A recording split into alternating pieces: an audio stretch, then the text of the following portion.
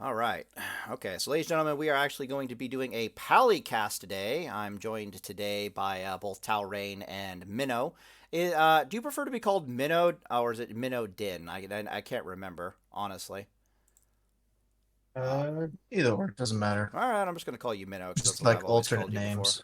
Yeah. All right, so specifically what we want to do today is we want to cover basically all the new talents, specifically that Paladin got specifically, and our thoughts on them.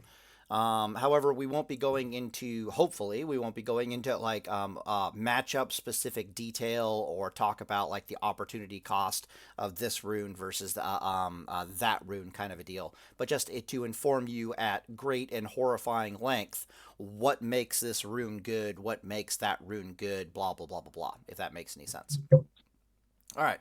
So I'm going to start with Telreyne. Telreyne, what rune do you want to talk about first? I've got What gloves rune do pulled I up. want to talk about first? Yeah. I've got Yeah, gloves pulled up. So how about Beacon of Light, Crusader Strike, or Hand of Reckoning? let's talk about let's talk about probably the most popular one, which is Oh Crusader God. Strike. All right. Let's do it. What are your thoughts on This Crusader is the Strike? one. So at first, I thought this was going to be like Burning Crusade Crusader Strike, which in PvP was kind of like a noob trap, in my opinion. Is that a 6 second Um, cooldown Crusader Strike or a 4 second cooldown Crusader Strike? the one in Discovery or in Burning Crusade. Both. I don't remember Burning Crusade. In Season of Discovery, it's 4 seconds. Yeah, I think it was 6 seconds in Burning Crusade. So when I found out it was 4 seconds in Season of Discovery, I was like, wait, what the fuck? All right, continue. Yeah. So at first, I thought this was going to be more like Burning Crusade, Crusader Strike, where it was kind of like a meme and a noob trap, just Mhm. because they're like, "Oh, instant attack, herder, I want this." But the more I looked at it, the more I realized, this is actually probably going to be pretty nuts for an offensive perspective, not so much like a defensive perspective, but from an offensive perspective because um, it costs no mana and it regenerates 2% of your max mana Are we every as- time are you we cast it. are we assuming that it procs seals? I'm assuming that it does not proc seals because Really? I've heard both. Okay. I'm gonna go with the safe bet and assume worst case scenario that it doesn't. If it does, it's even better. All right. Worst case. I I So I, I'm I gonna go with I find it weird that it wouldn't proc seals, but whatever. Continue. I I would also find that weird, but I know but the Burning Crusade version did not. Oh yeah, I think you're right. Okay, continue. All right, Minno, So what are your thoughts? I know Talrain's not done, but yeah, that's okay. You can go ahead. I always hated it because you always spend the GCP, that uh, small smidgen of damage, and then I mean it makes sense for when it's TBC mhm. because they traded Old Reckoning for that, so you get tit for tat. But um, this in this case, it's you got players that actually want to use this. Yeah. So what They Minno I they think want is to what use they Minno's want to trying to spend say as is that GCPs. yeah, and to be perfectly honest, I'm kind of in agreement with what Minno just said there. In my personal opinion, we're getting things like Crusader Strike, we're getting things like Divine Storm, we're getting Exorcism, and my brain is like the only reason that shit was even remotely balanced in TBC and in Wrath is because they nerfed the crap out of Classic WoW Reckoning.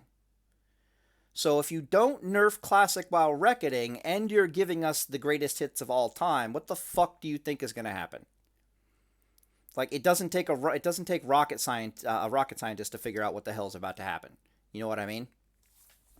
That what I'm trying to say is them nerfing Reckoning made space for them to give Paladin a bunch of DPS abilities. But this is Classic WoW, and they haven't nerfed Reckoning. You follow me on that at all? Yeah. Yeah, I think at higher levels on Season Mastery, once we get access to, like By full higher Reckoning levels, you build, mean 35? yeah, higher than 25. Yes. I think the damage is just. I feel like Blizzard is gonna have to make some adjustments I, because I there's no way I think they're that gonna that's yeah, they got to nerf Reckoning. Like, there's just no way around it. If they don't nerf either they Reckoning, I'm nerf just gonna lol all the way to the bank. either they nerf Reckoning or they nerf the rune.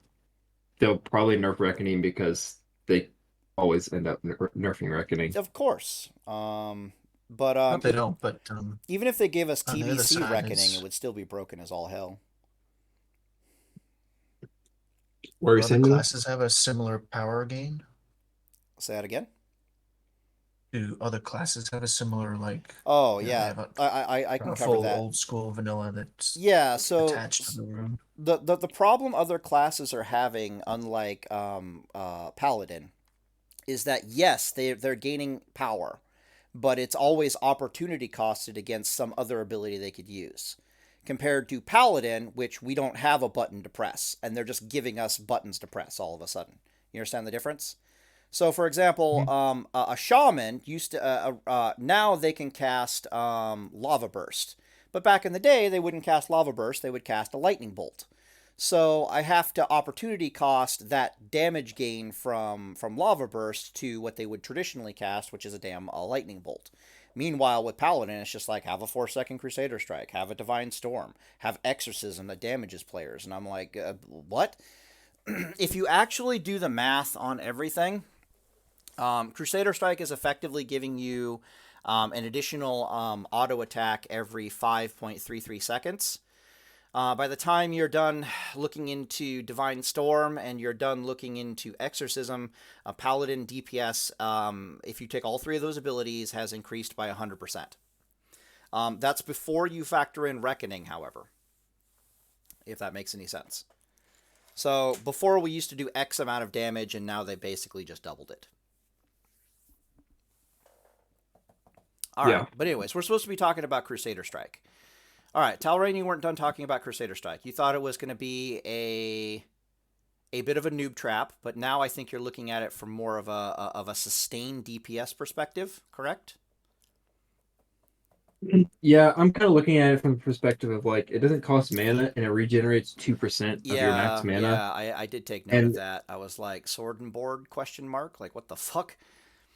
yeah, I'm thinking if you want to be a little more offensive, but also still have good sustainability, because something to keep in mind with Hand of Reckoning is that we're only getting the mana return on Hand of Reckoning Mm-hmm. when we're healed by other players, and if we're playing solo, we're not getting that added benefit, and Yeah, we're only getting the benefit of the damage reduction when we're brought down below 35% HP. yeah, but I So get, yeah, yeah. in my opinion, I feel like because mana is going to be such a problem for a large part of Season of Discovery's lifespan, just because of the nature of like the levels that we're going to be playing at, I Hmm. feel like Crusader Strike being able to keep up the offensive melee pressure while also regenerating your mana, while you can have things up like, keep in mind something like let's say you have like Judgment of Wisdom on the target. Mm-hmm. We don't get Wisdom in phase one, but in phase two we'll get Wisdom, right? Possibly. So you're getting we're getting Wisdom from our auto attacks, and then we're also getting mana from Crusader Strike. We're going to be able to like out sustain a lot of other classes. I feel like with this. So it True. basically comes down to like for solo PvP, for like purely from solo perspective, I feel like Crusader Strike is the more sustainable option, whereas Hand of Reckoning is the more defense like tanky option. Hmm. And you basically have to pick and choose which you would Are rather you prefer. talking You know about what I mean? opportunity cost? Maybe. May- Yeah, shut the hell up. Maybe a little bit. Okay. All right. Minno, you say your piece, and then I'm gonna vomit about Crusader Strike for like 5 minutes. No, I think it's still important because some people actually really enjoy it, and I think that's important to remember. Okay. Uh, as much as we hate it, and then there's Reckoning. Also, instant white hits with Reckoning. How does that impact it? And when you use this too, Oh it yeah, might be yeah. pretty good. All right, okay, okay. All right, my turn. All right, step aside, bitches. I'm gonna be here for 5 minutes. I'm curious to see what the hell you guys think about my thoughts on this matter. Jesus, but I've thought a lot about this. Is it a noob trap? Is it not a noob trap? I honestly don't know, but I'll tell you all the information I have on the subject. So, like I already said, at face value, assuming it procs seals, It's basically worth an additional auto attack every 5.333 seconds, which is not bad. If you compare that to like Divine Storm, for example, you're going to increase your overall DPS by almost double that of Divine Storm. Okay. But here's what I find fascinating from a PvP perspective. So when it comes to PvP in classic World of Warcraft, in my brain, there's basically 4 scenarios that you'll find yourself in as a paladin, and you really have to ask yourself, what is it going to be good for? Where is it going to be good? Blah, blah, blah, blah, blah.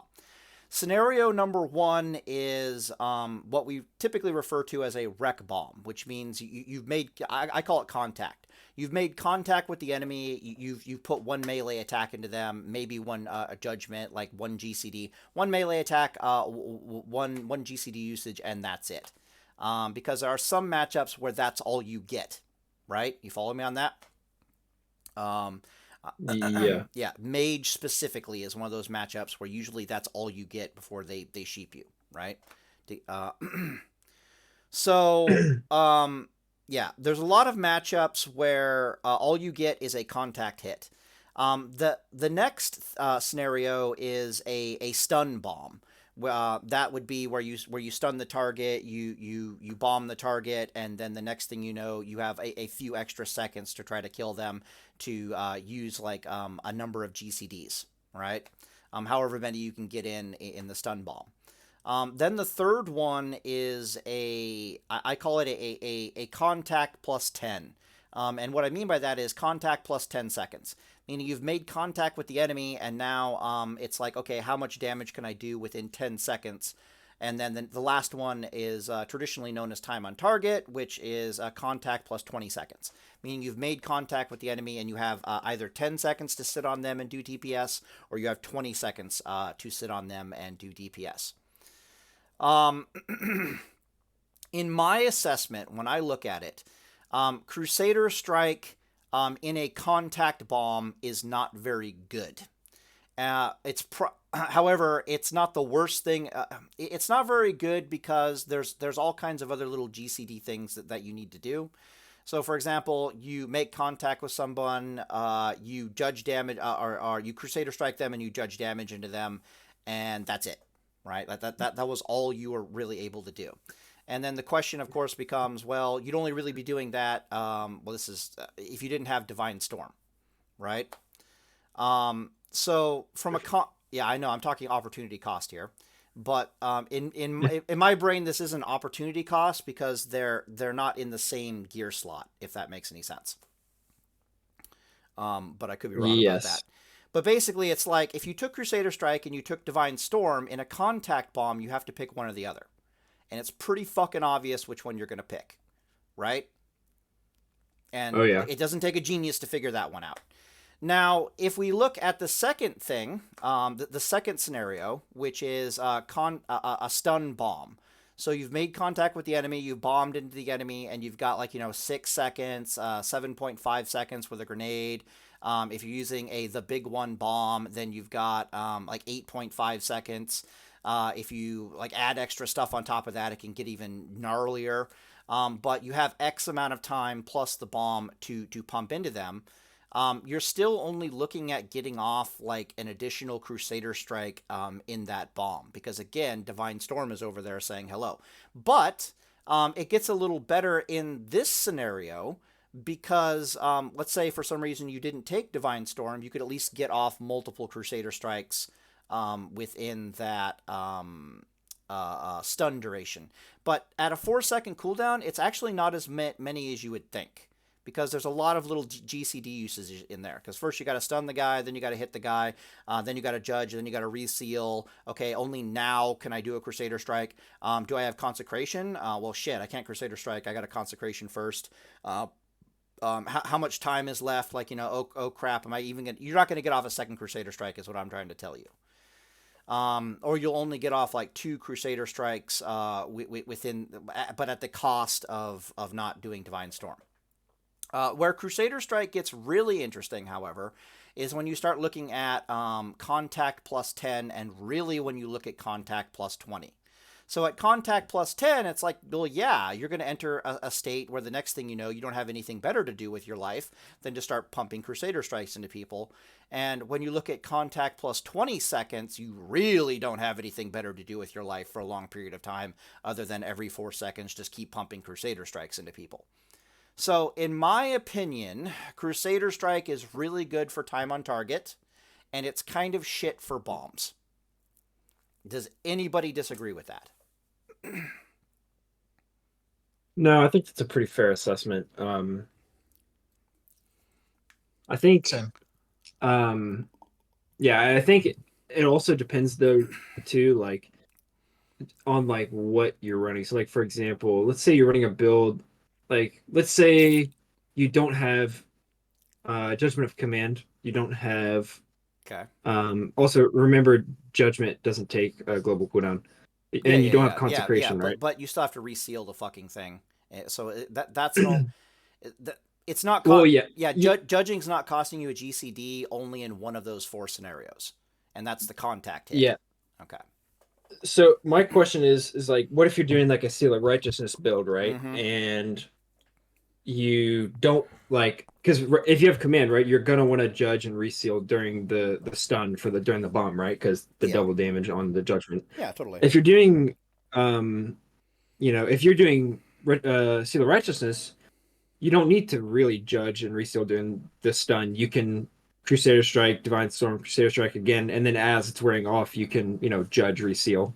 I feel like you can I got what you're saying. mix Okay. it up in that Yeah, way. yeah, You know what I mean? So like yeah. if you I think it would be valuable in a build where you have less buttons to press. You know what I mean? Correct. Agreed. Like during Completely. the bomb. Yeah, yeah. But Seal of So, Righteousness builds usually take consecration.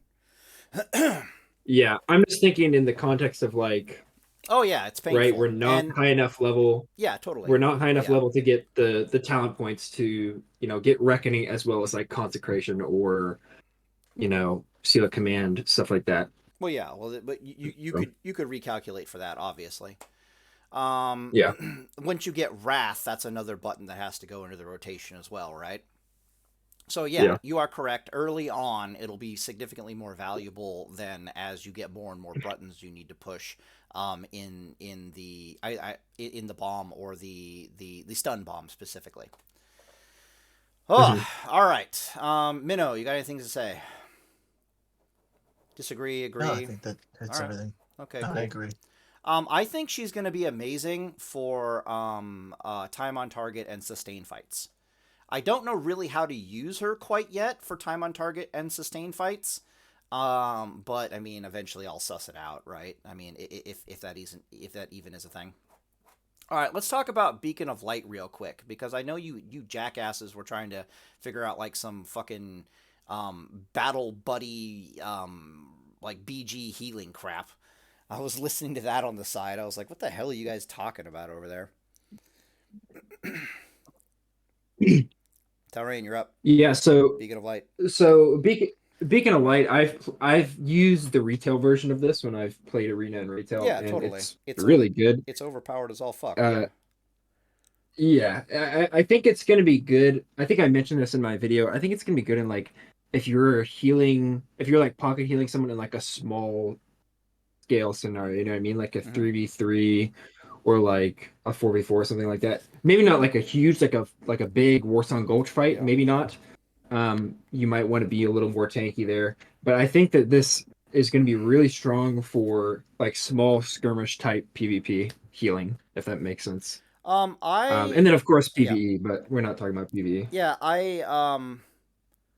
in my BG experience, I've always noticed that you can only heal one warrior at a time, but you between freedom and cleanse, you can usually keep 2 warriors in active combat at the same time, if that makes any sense. So in other Yeah. words, you freedom one of them and you're just spam cleansing the other one. If you have to heal, you just heal, right? But with Beacon of Light, you can both cleanse these fuckers and you can keep them healed at the same time. And it's just like, well, damn. It's not going to be Pally Warrior. It's going to be Pally Warrior Warrior. It's like, oh, shit. All right. Right. All right, Minno, what's your Yeah. thoughts on this damn thing? I'm also trying to figure out where it can be best gamed. And it's still definitely the small scale fights. something like War Song, throwing it on the flag carrier, or yourself even. You're Why? trying to like What's bad about it in big heal in scale that scenario. fights? My brain is like, okay, in my brain, a big scale fight question mark will be like, we're fighting over blacksmith in AB, and there's like it's like 10v10, right? The reason I think it would lose value there is because there's so Yeah, much damage going out that I feel like you. people are just I gonna get I feel deleted. like there's so much.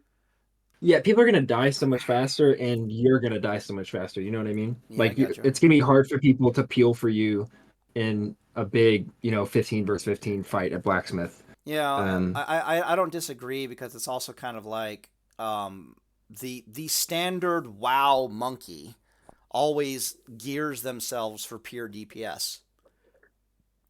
And then yep, they wonder why they exactly. can't survive, and then they bitch about elemental shamans.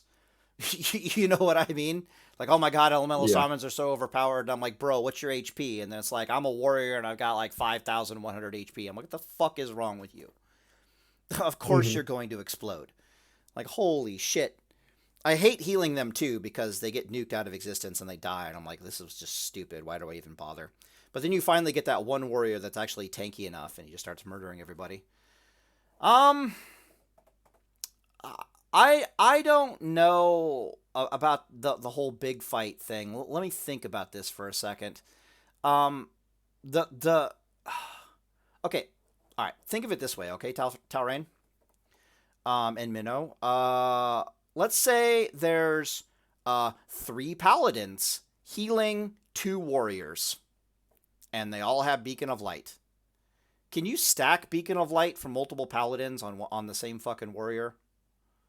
Am I right about I that? No, would it's assume, I would think not. Because that would be broken as fuck. no, Oh it yeah, says it in the tooltip. yeah. Oh, It says it's only one only target one can be the target and beacon beacon of of light light. at a Okay, time. okay, that sucks. That would be hilarious. So yeah, you're right. People are gonna get nuked out of existence. Hmm. I think for something like AB or like AV, like this is not going to be useful at all in Alterac Valley. You know what I mean? Or Uh, like a big Blackout Mountain fight. yeah, In Well, comparison, in the PvE yeah, context, so like you throw it on the tank that's yeah, going after the yeah, end boss, yeah, yeah, and yeah. then you're healing the other people that are getting nuked around them. The damn, okay. If we're being honest, however, the vast majority of PvP fights are small scale. yes, Yeah, like at all times, it's like you can't avoid small scale fights in Warsong Gulch. Almost all they're almost always an AB as well. Even in Alterac Valley, it's usually 50-50 whether you're in the mosh pit or like you actually have to go looking for the large scale fight in AV, unless the Horde insists that it comes to you. Um, yeah. God, the Alliance are so fucking dumb in Alterac Valley. I can't handle it sometimes.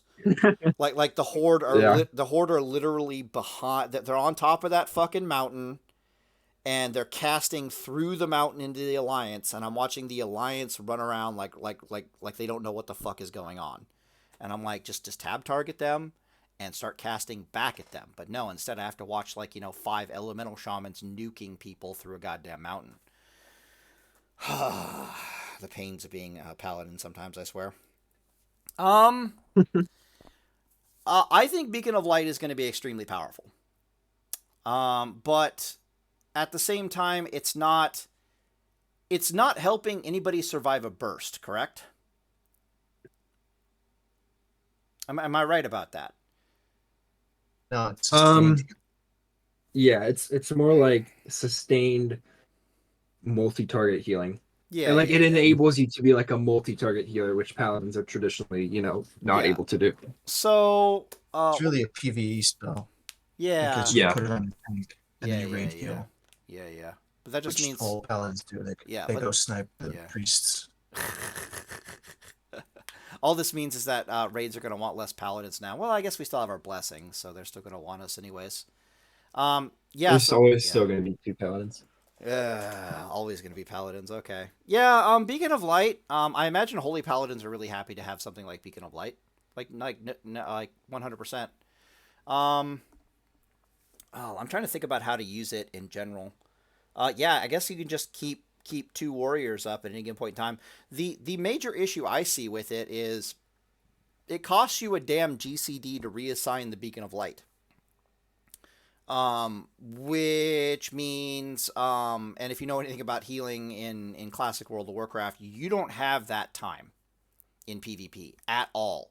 You can't be like, oh, I need to heal this warrior and this other guy over here. Let me fucking use a GCD to put Beacon of Light on him so that you can get both my heals. Oh, look, one of them died.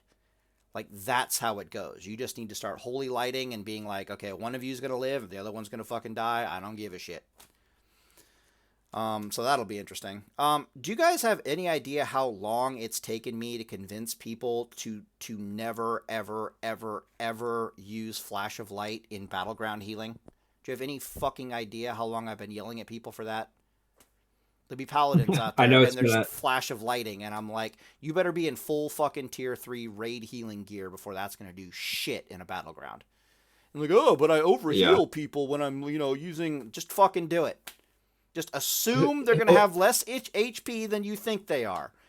Jesus Christ.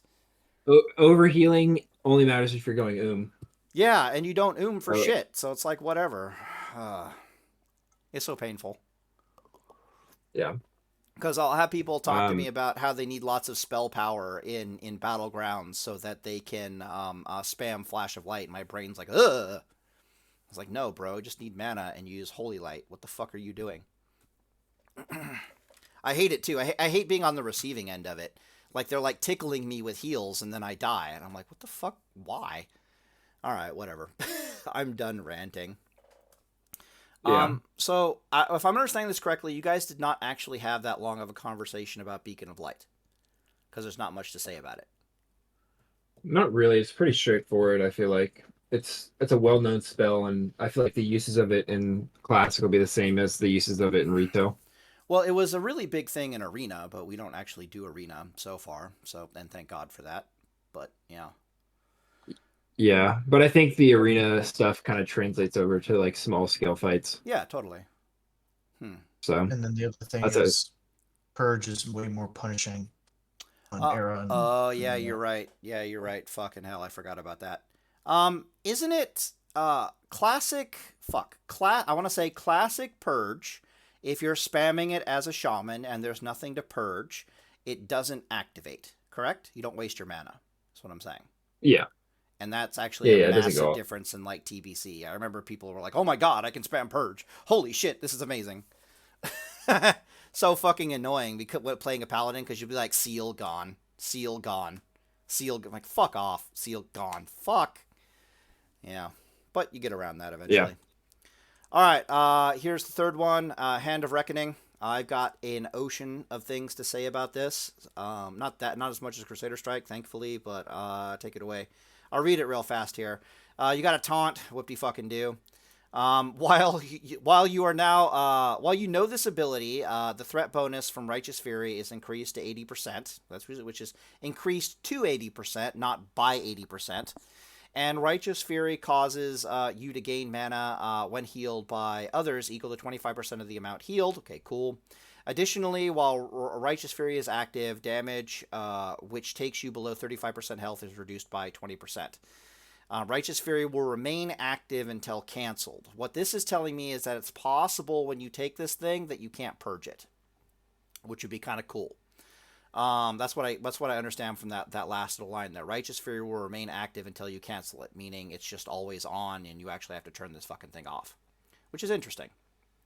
However, let me read here. Okay, so for those of you who can't math, a 20% damage reduction is actually a 25% increase in effective health, if that makes any sense. All right, Telreyne, your thoughts on this damn ability. What's good about it? So I think this thing is definitely going to be good for like solo play and also, situations where you're worried about like dying really fast. So, again, like those big like world PvP fights that are like 30v30, I feel like this would be really good for that because there's going to be like sappers and frost arrows and all sorts of Arcane shit going around. explosions going off all over the place and blow. Yeah. A million dots And on you all of a sudden for no good fucking reason. And I think that the damage reduction that you'll get from this, from when you go below 35% health, is going to help tremendously for this. I also think that this is going to be really good for offensive builds that are more about bombing and less about, time on target, like we mentioned with Crusader Strike. Yeah. I think this is going to really shine in those kind of builds, because uh, it's going to give you tankiness, and it's also going to give you mana Mm-hmm. if you're being healed by a friend. So, like, let's say, like, I've got a friend of mine who's playing priest, he's going to be following me around. He's healing me while I'm running around, divine storming people, Mm-hmm. and he's going to be healing me and giving me more mana back, which is, a lot of value from that. So, Yeah. quite insane. I will note that, you know, it's only healed. You only get the mana when you're healed by others. So, Yeah, so that's that literally does kind of suck, yeah, but that's literally yeah. other players, or the only exception that comes to my brain is Defender of the Timbermaw heals. Yeah, which we'll have to test, obviously. How Yep. does that heal go off? Like The Defender of the Timbermaw. that trinkets heal? Yeah. Homie, if you're below like 50% life, Homie just starts healing you rather than casting lightning bolts. He does a pretty good job of it too. I think he does like 600 healing per thing. Keep in mind he's got no HP, so you usually have to bop his ass, otherwise he dies horribly. But even then he heals you in a weird way because people are like, "What the fuck?" And then they like fire blast your Timbermaw, and I was like, "Well, that's a fire blast he took, and I didn't, so fuck it." All right. You got any thoughts, Minno, or is it basically the same as Telreyne says? I've got a It's the lot to same, say, but so be advised. still the same dispelling and purge Hmm. is Righteous Fury's magic effect on Era. Yeah, okay, yeah. So, but again, it says Righteous Fury will remain active until canceled. And I'm like, well, isn't it a buff that we put on ourselves and therefore shamans can purge it? Like, what the fuck? Kind of a deal. Um, Oh, I see. Yeah. yeah. So I don't know why Yeah, that's that's gonna need testing. yeah, I don't even know why that statement is there if it can be purged off of you. So if it can't be purged, I'm tickled pink by this damn thing. If it can be purged, I'm still tickled pink by this damn thing. Believe it or not, just because I know there's only two fucking classes in the game that I'm actually worried about that can purge me. Now, technically, a warlock can purge, but if they want to bring their fucking fell hunter over to me and tell him to try to purge buffs off me, I am super happy about this. Please bring your fucking pet over to me and see what the fuck happens. Um, Let me think here. All right, so I got a lot to say on the subject. Sit back, grab a drink. All right, so the wording of something like this matters immeasurably. I played with this ability too many times over the years not to really get nitpicky about the wording. Now, keep in mind, Blizzard is notorious for writing things one way and then they work completely differently in the game. So it is what it is. But anyways, it says specifically, damage which takes you below 35% health is reduced by 20%. Now, historically, Blizzard deals with this in one of two ways. This could mean that if you're at 40% life and you take like 5,000 damage, all of a sudden, the next thing you know, all 5,000 of that damage are getting reduced by 20%. That's one way Blizzard does it sometimes. The most of the time, I would say. The other way Blizzard does it sometimes, particularly on retail, is it's only the health that is affected below 35%. So if you're taking 1,000 damage, let's say you took 2,000 damage, but 1,000 of it is above 35%, and the remaining 1,000 of it is below 35%.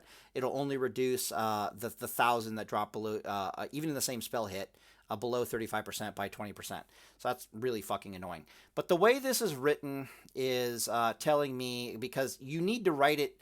Eventually, Blizzard figured out that it needs to be this way, otherwise it doesn't work for raid tanking. And the way they've traditionally done it now is basically it's like, yeah, if you take 5,000 damage and that's going to drop you from like 60% life to like dead, then all of that damage is reduced by 20%. Because it's necessary for raid tanking, otherwise the damn thing doesn't work because 35% of your life is just not enough, usually in raid fights. So my assessment of this is that more than likely it is going to say it's going to do what it says in the tin, which means that any damage that is going to drop you below 35% health is reduced by 20%. So what that means in my mind is that this ability does not activate at 35%, it actually activates at 40%. And when I calculate the math on this damn thing for activating at 40%, some interesting findings come back to me. The first thing I will note is that if it activates at 40%, because that's how classic World of Warcraft is going to work. It's bursty as fuck, baby. It's going to activate at 40%. This talent is basically a 10% increase in your HP pool. All right, that's the surface level of what this thing is saying from a PvP perspective. It is a 10% increase in your HP. Which, if you're a Ret Paladin, we love percent increases to our HP. Even though, for example, we love kings for similar reasons. So that's pretty cool. However, it's also doing some really weird, crazy shit underneath the surface. So, for example, if you're doing any kind of healing below 35%, that effective healing is increased by 25%. Because again, a 20% damage reduction is a 25% increase. So when you start looking at all the possibilities for that, we're talking about bandage ticks. We're talking about whipperroot tubers. We're talking about healing potions. We're talking about burrower shell trinkets, arena grandmasters. We're talking about whatever the hell the AB trinket is that gives you a physical damage reduction shield. There are so many things in classic World of Warcraft that will increase your HP and mana pool. The one that really comes to mind to me is Major Recombobulator. Major Recombobulator trinket. Its base, it gives you like plus 500 HP and mana instantaneously. But more importantly, it's also got like 100% spell power ratio behind it. So on my Paladin and Era, it heals for like 800, which is pretty fucking sick. It does share a cooldown with Whipperroot Tuber, which means usually you don't use it, but in a dueling context, you definitely break it out. However, that 800 healing with this stupid thing, if I'm doing it below 35% life, the next thing I know, it's worth 1,000 healing, which is kind of gnarly, especially when you factor in bandage ticks, I think, as well. So anyways, you're going to get a lot more out of this than you think you are. However, now I'm going to go full pally time on here, on you guys here for a second, and explain some really crazy shit. So there's a concept in classic World of Warcraft called heal lock. Like, hopefully you guys know what the hell that is. Basically, it means there's like a spellcaster who keeps blasting you with spells, and all you can do is heal yourself, heal yourself, heal yourself, heal yourself. If you don't reach certain levels of healing compared to their DPS, you're just going to heal yourself until they eventually kill you, which is not a good scenario to be in whatsoever. When you drop below 35% life, the next thing you know, you increase your effective healing by 25 fucking percent. Means that you're getting substantial heal lock protection, if that makes any sense. So what's going to happen is you're going to heal yourself, and you're losing the war, and you're about to die. Then you drop below 35%, and the next thing you know, you're stabilizing, and the enemy's going to before they can eventually kill you. But where this really gets crazy is in the gearing. Because knowing that heal lock is so dangerous for any paladin that wants to try to heal in combat, like Ret Reckoning doesn't care. Like, all they care about is like the stamina increase, and they're going to try to murder you before you kill them. Heal lock doesn't even come into their mind. I'm sure you can attest to that, right, Telreyne? You still there, yeah. dude? Or If I have, kidding? yeah. If I have to heal, I'm dead, dude. Yeah. Reckoning paladins. I've seen it. It's so fucking painful. You guys are like, I watch these heals because you guys have such a massive HP pool, and then your heals like 1,800, and I'm like, that looks fucking horrible. Like, you just can't do that. Oh my god. Yeah. like to survive an elemental shaman just spamming lightning bolts into you while you're heal locked. And in Era, you need like 2,200 healing on average, and their 1,800 heals just aren't gonna fucking cut it. Holy shit. Right. So, from a gearing perspective, the weird nuance here is that paladins in era, and I know the breakpoints for the phases, but you actually really want to have a certain amount of plus healing on your gear. Not so much to survive a heal lock, but to help top you off, if that makes any sense. And I'm sure Telreyne can attest to this. You'll have scenarios as a Reckoning Paladin where you bubble, and then you put two holy lights in yourself, but you've only managed to heal yourself to about 90% of your HP pool. Meanwhile, if you gear a little bit better with a little bit of plus healing, the next thing you know, the next time you do that, you top yourself off completely, which tends to make a world of difference.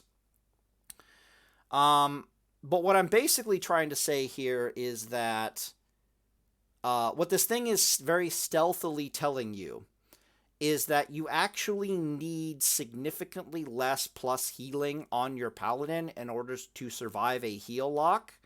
From a topping off perspective, you still want to have some plus healing gear to you, but you're going to take significantly less damage in the lower damage brackets.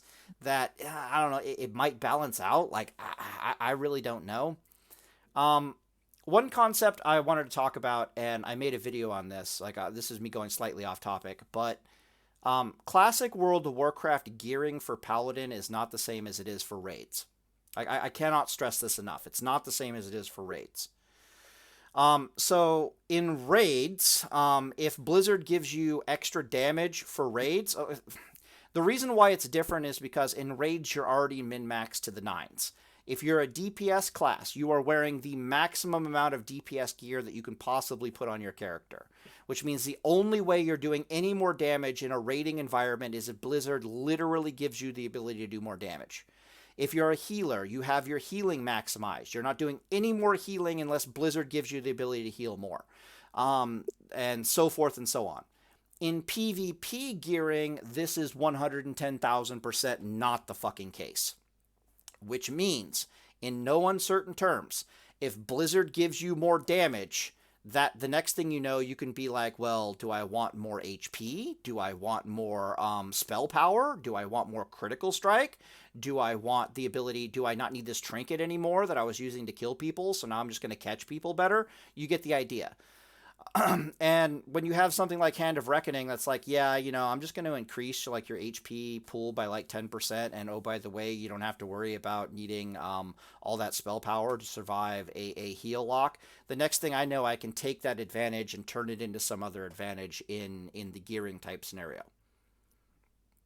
Telreyne, you're 100% aware of this, right? Like I'm not spitting crazy here, am I? No, I'm pretty familiar with this concept. I again, I pretty much am just a mini Drakova. I just do what he does in a lot of ways. So I very much kind of just ignore the plus healing stuff. But I have messed around with that, and I do think that it is not a bad. It's definitely a good option. Um, I usually just say fuck it. If the 90% HP doesn't get me through this, then I'm just dead anyway. Yeah, yeah. Well, from a reckoning perspective, you just look at this as like HP gains. I imagine you are really happy to see a 25% increase on insert bonus HP item here, right? Yeah. Like all the bubble Oh yeah. shields and all that shit and fucking Jesus Christ, you're gonna have so much fun with fuck. It's gonna be so shocking to people. Like what the fuck? Ah, Yeah, yeah, people are not ready for Reckoning Paladin with all these runes that they're adding, and these aren't even all the jeez. runes that we're gonna get by the time we get to like phase 2, 3, and 4, like when we hit 60, like there's gonna be more runes in the game because these are just the runes that they're adding in phase, Yeah, excuse me, yeah, just yeah. in phase 1. Uh, So who yeah. knows what the hell they're gonna add later on? Yeah, well, I got something to say on that. One sec. Let me pause the video. I got to go to the bathroom.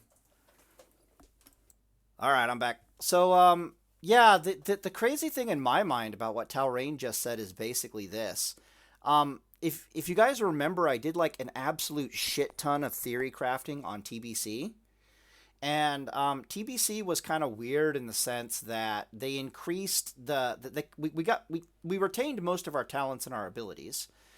They increased our HP by like a whopping 100%, but they only increased the DPS by like 50%. I swear I'm going somewhere with this. And even we were super lethal as paladins, even with just Crusader Strike in TBC, and that's with the nerfed Reckoning. So now what you're basically telling me is that we've got things like Divine Storm, which is from Wrath. We've got Exorcism on enemies, which is also from Wrath. We have Crusader Strike, but like the improved version from Wrath, and you don't have a non-nerfed Reckoning. So my brain is kind of melting because a counter argument I hear a lot to me saying that Paladin is overpowered. What the fuck are you guys thinking? In concerns with what the hell Blizzard is doing with this, is their counter argument is we don't know all the gear that they're going to put in the game. And my brain is literally like, I remember in TBC, they literally doubled the HP pool and only increased our DPS by 50%, nerfed Reckoning, and we were still murdering people. So I have no idea that they... I don't know what to tell you guys. I'm just like... I think Paladins are going to kill everybody. Like, that's basically my assessment. Listen, I'm a Paladin, and I'm 100% on the you need to nerf Reckoning train. I'm not going to lie. Like, straight up. Can you say it? Can you say that again? You're starting to lag out a little bit. Oh, my bad. I'm lagging out? I know. Now you sound fine. Oh, okay. My bad. Yeah, welcome to China. How long was I lagging? Oh, Just like a couple seconds, like the last 2 sentences. yeah. I was saying I'm on the nerf Reckoning train. I'm not gonna lie. Like if they don't nerf really? Reckoning, I think Paladin's gonna kill everybody. I'm in the nerf runes train because Yeah, I I could see personally don't want them to fuck with the. I would rather they leave the vanilla talents alone. Yeah, because I feel like yeah, Reckoning is What- way funner it's- than this crap. Obviously, way funner, Well, way more that- interesting, way deeper. Yeah. that, but also just the principle of not touching the original plastic talent trees, because a big part of Season of Discovery is they want to stay as close to classic as they can while trying new things. And I Yeah. feel like them fucking with the talent, trees would be. I agree. I think that would be a little too yeah, much. yeah, it's definitely personally. a bridge too far. I mean, if they start fucking with that talent, so they feel free to screw with other talents. The next thing you know, it's not classic anymore. But I'm just sitting here looking at the situation, and I'm like, I have no idea how anybody survives a wreck bomb anymore. I have no fucking idea.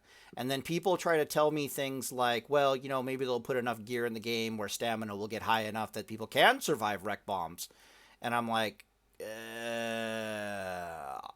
good luck with that, because I remember watching TBC where they nerfed Reckoning and we just started chopping people to death.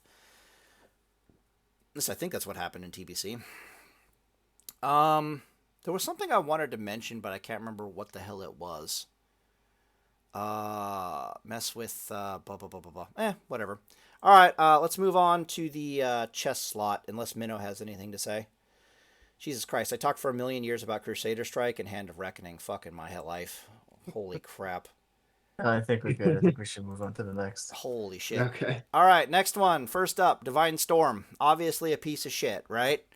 I mean, clearly complete and utter dog shit. Nobody should take this ability. Absolutely. No, yeah. I think this one's pretty much a no-brainer. I mean, this one's definitely going to be, in my opinion, this is probably one of, if not the best rune that we're getting, in my opinion. Yeah, I think it's just it, insane. unless you can big brain your way out of it, it's really hard to justify it compared to all of the other ones that I'm looking at. But again, that's us talking opportunity cost. But this isn't even a thing. It's like it's opportunity cost against Seal of Martyrdom, Aegis, Lordaeron. Jesus fucking Christ, I need to buff that piece of shit. Maybe Horn of Lordaeron is better at the higher levels. Like maybe it's like worth like 80 or something, but I don't know. Anyways, yeah. Sorry, go ahead. Okay, what do you like most about Divine Storm other than it gives us an extra big ass auto attack in a Wreck Bomb? Um, We are so we on are top of assuming it, this proc seals, right? Yeah, it says an instant weapon uh, attack, which means it's gonna proc seals. Thank God. yeah, if it proc seals, that's insane. Not only the honestly, the biggest thing is like, excuse me, I got the hiccups. Obviously, it is a big instant cast ability, but it's a cleave. Like this is basically Paladin Whirlwind, which Yeah, is nuts in my opinion. it's always been that Um, way. Yeah, within 8 yards. What yeah, the fuck? yeah, Was that is a big AOE, was and Whirlwind on top always of 8 yards? What the fuck? Like like Warrior Whirlwind? Is it 8 yards? I'm not sure actually. That's a good question. Yeah, no I don't think shit. that might be bigger, but don't Well, quote me on this that. is classic Um, WoW, so that's 8 yards plus leeway, unless someone can find their backpedal button. the other thing I was gonna say about Divine Storm is healing raid members for 25% of the damage caused. I think that's actually gonna be pretty nuts. And if it heals yourself, I think this just is an insane ability. I'm Yeah, assuming it heals yourself yeah, as yeah. well, but I'm not. Historically, Divine Storm's always healed yourself, so yeah, that's a really good assumption. Yeah, I feel like it's a safe bet to assume that it heals yourself too, which to me that just sounds like that's gonna be insane, especially even like especially at higher levels too. You know, like that's just like you Um, crit somebody for yeah, like imagine you're at 60, like level 60, you crit somebody for like 1,000, you get healed for 250. 250 HP, like Yeah. just for attacking them. Like I just feel like that's and if you hit multiple people, like let's say you're like cleaving, you're you're like Warsong Gulch, you're in the in the heat of the fray. There's like a bunch of people around you. You pop Divine Storm, you hit like four people. You crit four people for 1,000. Mhm. You're healing for like 1,000 HP. You know, like I that's I crazy. Yeah, yeah. Well, in battlegrounds, it's fucking ridiculous. I mean, were any of you alive for like early for Paladins and Divine Storm and like early Wrath, like originally? I played Wrath pre-patch, if Oh, that's what you're referring okay. to. Well, I have a very vivid memories of playing Horde when Wrath came out, and I watched two fucking Divine Storm Paladins murder an entire Warsong Gulch group single handedly, just because we could not kill them because of fucking Divine Storm. Because they Yeah. would just Divine Storm on everything and gain like 30% life back. And I'm like, what the fuck is going on over there? It's like, holy shit. Yeah. Actually broken, actually ridiculous. Yeah. Um, This ability is pretty much going to be good for like anything that wants to like mhm. be offensive in any way. You're gonna. I feel like this is um, a good rune. I think now this is assuming let's assume Crusader Strike does not proc seals for a second here. Okay. Um, Okay. in my assessment, Deep Ret Paladin, the Paladin that does not have Reckoning but has Repent, they desperately need another auto attack that proc seal command.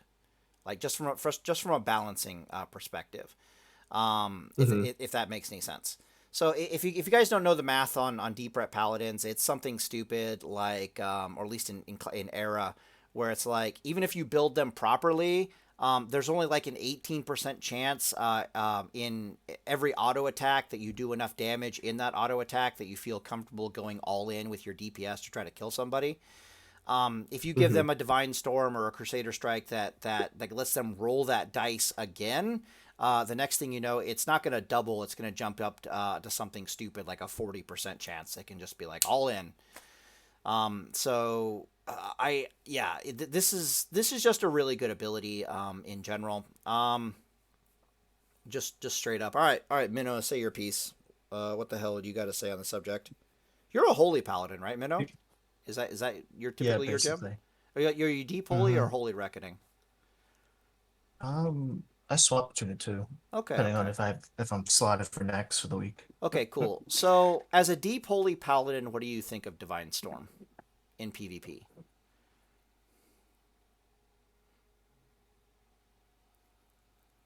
gonna be hard because we're coming at this at the level 25. No, we're not. I'm coming at this from an all perspectives type deal. Yeah, if we hit 60, That's why I keep mentioning era, basically. yeah, I'm just trying to think. The gearing is just gonna change up too.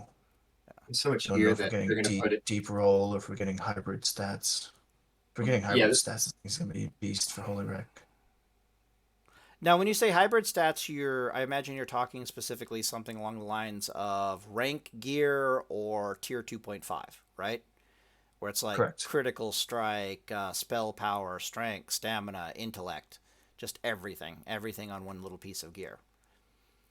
Yeah, and most of your damage this late in the era comes from 2.5 anyway, Yeah, because of all the strength I you get. I want a deep holy perspective on this because eventually we're gonna get over to fucking exorcism, and I would be utterly shocked if they don't give a rune that reduces the cooldown of holy shock. Because in this meta, looking at all these greatest hits from retail crap, Holy Shock is a gigantic piece of dog shit now, in my personal opinion. I thought it was dog shit before. Now I think I think Holy Shock literally needs like a 10-second cooldown. I am not joking. Minno, thoughts? I didn't think about it. We're probably gonna get the Wrath version of Well, that's a what the 6-second name of one. that spell. Yeah. We're gonna get What? the one where if you hit Holy Shock, it'll proc an instant flashlight. Oh, the Art of War thing? Mm-hmm. Is it Art of War or is it Was the it other Art of one? War? No, Art of War No, is it's not Art of like War. It's the other one. yeah, the Art of War is like your melee crits let you instantly. Yeah, okay. Huh. Yeah, pull up the talent count But real at a quick. 30-second cooldown, it's Fusion still Light. dog shit. At a 30 Yeah, second cooldown, basically. it's still dog shit. I'm not wrong about this. At a 30 fucking second cooldown, it's dog shit. Yeah, holy shuck sucks, man. Like Yeah. that is, I mean, it sucks. Like Holy Shock's going to be over there, tickling people for 600 damage every 30 seconds. Meanwhile, Exorcism is going to do like over 1,000 damage at fucking 15-second cooldown. Just black. I'm like, oh, okay, that's cute. I'm just like, what the fuck are you doing? Yeah, you're probably gonna get this like Infusion Light, and then it's gonna have the same thing that like Hand of Reckoning does, where it combos two I talents together. yeah, I really So you're like probably gonna get yeah. a cheaper or shorter cooldown on Holy Shock, and then you're gonna get Infusion Light attached Yeah, to it. yeah. No, I just look at Holy Shock in this meta, and I'm like, it's not even worth going down there. It's not even worth the talent point. Holy fuck. Oh no. Yeah, so Divine Storm, absolutely fucking broken and ridiculous. You're gonna have to have a really good reason to not take Divine Storm, in my personal opinion. I will note something at big picture. So since we've already seen Divine Storm and since we've seen Crusader Strike, my thought on the matter is I'm noticing there's nothing here for Paladin for fast weapons whatsoever. Right? Like so far I'm noticing there's nothing for fast weapons. And that's fast two-handers, that's fast one-handers, that's the whole 9 yards. Divine Storm and Crusader Strike are all kind of pigeonholing us into saying you want the biggest, slowest two-handed weapon you can possibly get your dick around. Personally, I think that's bad game design. But when we get down here to talk about Aegis, maybe there's some redemption for like a sword and board Paladin playstyle in general, if that makes any sense. All right, next one up, Horn of Lordaeron. Are we all in agreement that it probably sucks dick? I will say I think it sucks. However, I actually think that this might not, like, I think this might have niche uses because 17 strength and agi is actually a lot. I kind of view this as like the paladin version of battle shout. You know what I mean? Yeah. So it might for like PVE holy. I think that you might actually want to go Horn of Lordaeron. Again, we're mostly talking PvP. But... Yeah. But I had a weird thought about this that basically was something like, okay, let's say you're playing a Reckoning Paladin. and your goal in life is that if you touch somebody, they die, as all Ret Reckoning Paladin's goal is in life. Correct? Cool. Um, you can't use Divine Storm and Crusader Strike upon touching somebody. Typically, you have to choose one or the other, right? If you're trying to delete somebody in an instant wreck bomb. I can see a world where a Ret Reckoning Paladin wants to take Horde of Lordaeron and Crusader Strike over, say, Divine Storm and what other possibilities they have there. Just because increased critical strike chance for Ret Reckoning is kind of the world. Does that make sense? I can see that line of thinking. I don't agree with that line of thinking, but I can see it. Something that is worth noting about this is that it says exclusive with Blessing of Might. It doesn't say anything about Blessing of Kings. So imagine stacking this with Kings. Yeah, I could see that. Yeah, that'd be kind of weird. Oh, and fuck. It gives us strength and agi. You're right. What's Holy up? shit. Or Blessing a Sanctuary. Holy fuck, you might be right. I might be able to double Blessing myself as a fucking Paladin. Huh. Yeah, I kind of view this as like, that's what I was what I was leading to is like, let's say you're in a raid, right? You've only got 2 Paladins. Mm-hmm. You know, they're going to be putting up the 2 best blessings for PvE, you know, Salve and Kings. Mm-hmm. You have a Holy Paladin with Horn of Lordaeron, he just blows that shit and then buffs all the melee, you know, with strength and agi that it's like, and I feel like maybe this, if this gives 17 strength and agi at level 25, maybe it gives even more, you know, like level 60. You know, obviously, it's going to be like 50. It's probably going to be like 50, 60, something stupid like that at level 60. Which, I was if about to that's say, the case, does it rank up? Yeah. It doesn't? No, I'm just about to say. No, yeah, does it rank up? definitely does. Okay. Right. The only problem with saying that, of course, is that, and it might also stack with Blessing of Kings, meaning Blessing of Kings increases it by 10%. Lord knows we have those other talents that increases our strength by an additional 10%, blah, blah, blah, blah, blah. But, what the hell was I trying to say here? Fuck. My brain died. My bad. Party and raid numbers, agility, blessing. Oh, yeah. Okay, so what I wanted to say is, I don't think people actually know how much fucking strength Blessing of Might gives them. Do you know off the top of your head? Do you know how much off the top of your head? Many strength, true. Power. Right, but how much attack power does Blessing of Might give you off the top of your head, max rank? Max rank? Oh boy, I think 82. I think it's I think it's 80 something. Yeah, I think it's like 185. 182. 182? Okay. Yeah. But you take that, you divide that by 2, and it's like an ocean of strength, right? I think it's 185. I'm gonna do 185. Fuck you. Boop. Yeah, it's like 92 strength. Holy fuck. So yeah, Horde of Lordaeron might be better than Blessing of Might in the grand scheme of things. Because remember, that's giving crit as well, right? Yeah, I know. I'm painfully aware of how valuable crit is for many paladins. Crit's super valuable because in a lot of cases it's the only way you can kill that class now. You know what I mean? It's like, oh, I need to get a little lucky to blow this guy up. Having the difference between 5% crit and 15% crit is an ocean of difference. No, it's definitely got some weird potential behind it, in my opinion. Until you opportunity cost it, of course. But from like a one-handed a paladin perspective, Divine Storm's not doing as much for you. And if you can like double up on like Horde of Lordaeron and Blessing of Sanctuary or Blessing of Kings, that could theoretically be a thing. I'll have to look into it. But then you start talking about things like Aegis and stuff, and it's just like, kill me. So whatever. So yeah. Here's a question. What's up? So it says exclusive with Blessing of Might. How do you think that's going to interact with improved Blessing of Might? Depends on if they fuck up the coding or not. Great question. They might even fuck it up with greater Blessing of Might. Correct me if I'm wrong, but can't we have like both? It's like normal Blessing of Sanctuary and greater Blessing of Sanctuary on at the same time, or do they eventually? On private servers you could, on lives you can't. They took that out. Oh, yeah, but it wasn't at one Still point. There for Sanctuary. Yeah. Still works for Sanctuary. So we can still Oh, double up really? with Oh, shit. Sanctuary. Okay. Yeah. Mm-hmm. Yeah. I don't know why that is, but yeah, you can see the fucked up coding there sometimes, which gets really funky. Um, that is it's very interesting. If I can double blessing myself, that's not the worst thing in the world. It's not even a blessing, so I don't know. You probably can't purge it off of you, which is another benefit theoretically.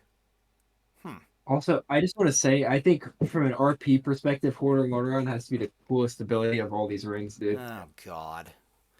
Just imagining my dwarf pulling out this big ass Oh like my battle horn and blowing God. it.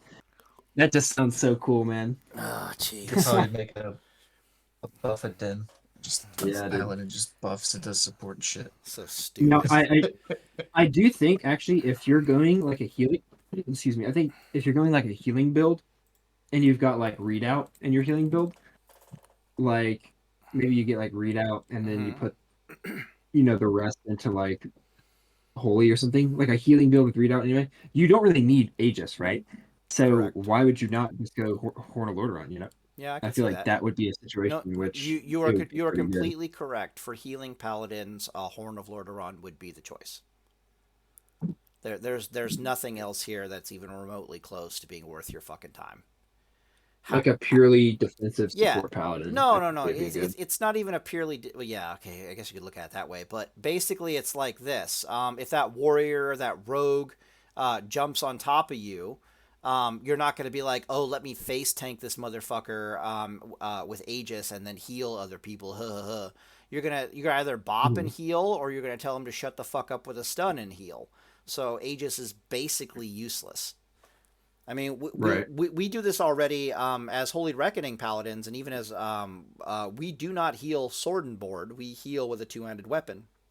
That way, when a rogue Mhm. or a warrior bothers to pay us any attention, we just full wreck bomb them out of existence and then go right back to healing. There's no reason to have a shield on. This is not retail, right? There's no fucking Yeah. reason for you to have a shield on while you're healing people as a Holy Paladin. You just tell them to shut the hell up, and you just keep healing people. Why is this a Yeah. thing? Well, because if you're being physically attacked in melee by somebody, they can kick you. So it doesn't matter. It's like you being unkillable is not the thing you're worried about. It's the fact that they're not letting you heal. That's the fucking problem. Ugh. Now, if Aegis said something silly like there's a 30% chance for me to tell Kicks to go fuck themselves, then I'd reconsider. But, still. All right, next one. Oh, Right. shit. Minno, you got anything to add? Probably not, right? No, I said my piece. Okay, okay. All right, Aegis time. Who's in love with Aegis besides me? I am a big Aegis enjoyer. I am a Okay. fellow Aegis enjoyer. Minno, your thoughts on Aegis? I'll read it real fast. Increase your block value by 30%, and damaging melee and range attacks against you have a 10% chance to increase your chance to block by 30%, meaning literally readout. Then it says last 10 seconds or 5 blocks, which is their stupid readout thing. And then it says effect not commutative with readout. So basically what this thing is telling you is that you're increasing your chance to block as a paladin by 30% chance just flat. Then it's telling you that whether you get crit or not, it doesn't fucking care. Readout has an additional 10% chance to proc just from being touched. Where this gets kind of ridiculous is if you look at all the other classes in the game, like what they got in their toolkits. All right, oh shit, I'm talking about this now rather than letting you guys talk about this. But some information you guys that I have that you guys might not have is that they gave out critical strike to many classes like it was fucking candy. Like they gave them like 30% critical strike, 25% increased critical strike, blah blah, crit, crit, crit, crit. They gave out crit to everyone like it's candy. Why did they do this? Well, because a lot of classes just don't work without increased critical strike. Like fire mages don't work. Kitty cat druids don't work too well without critical strike. Or the new kitty cat druids and handsome shamans. You get the idea. They gave out critical strike like it was fucking candy. Now we usually don't give a shit because as reckoning paladins aren't gonna fucking care that they gave out critical strike like candy. When we calculate our HP breakpoints, we already calculate as if our enemy has something stupid like 75% critical strike.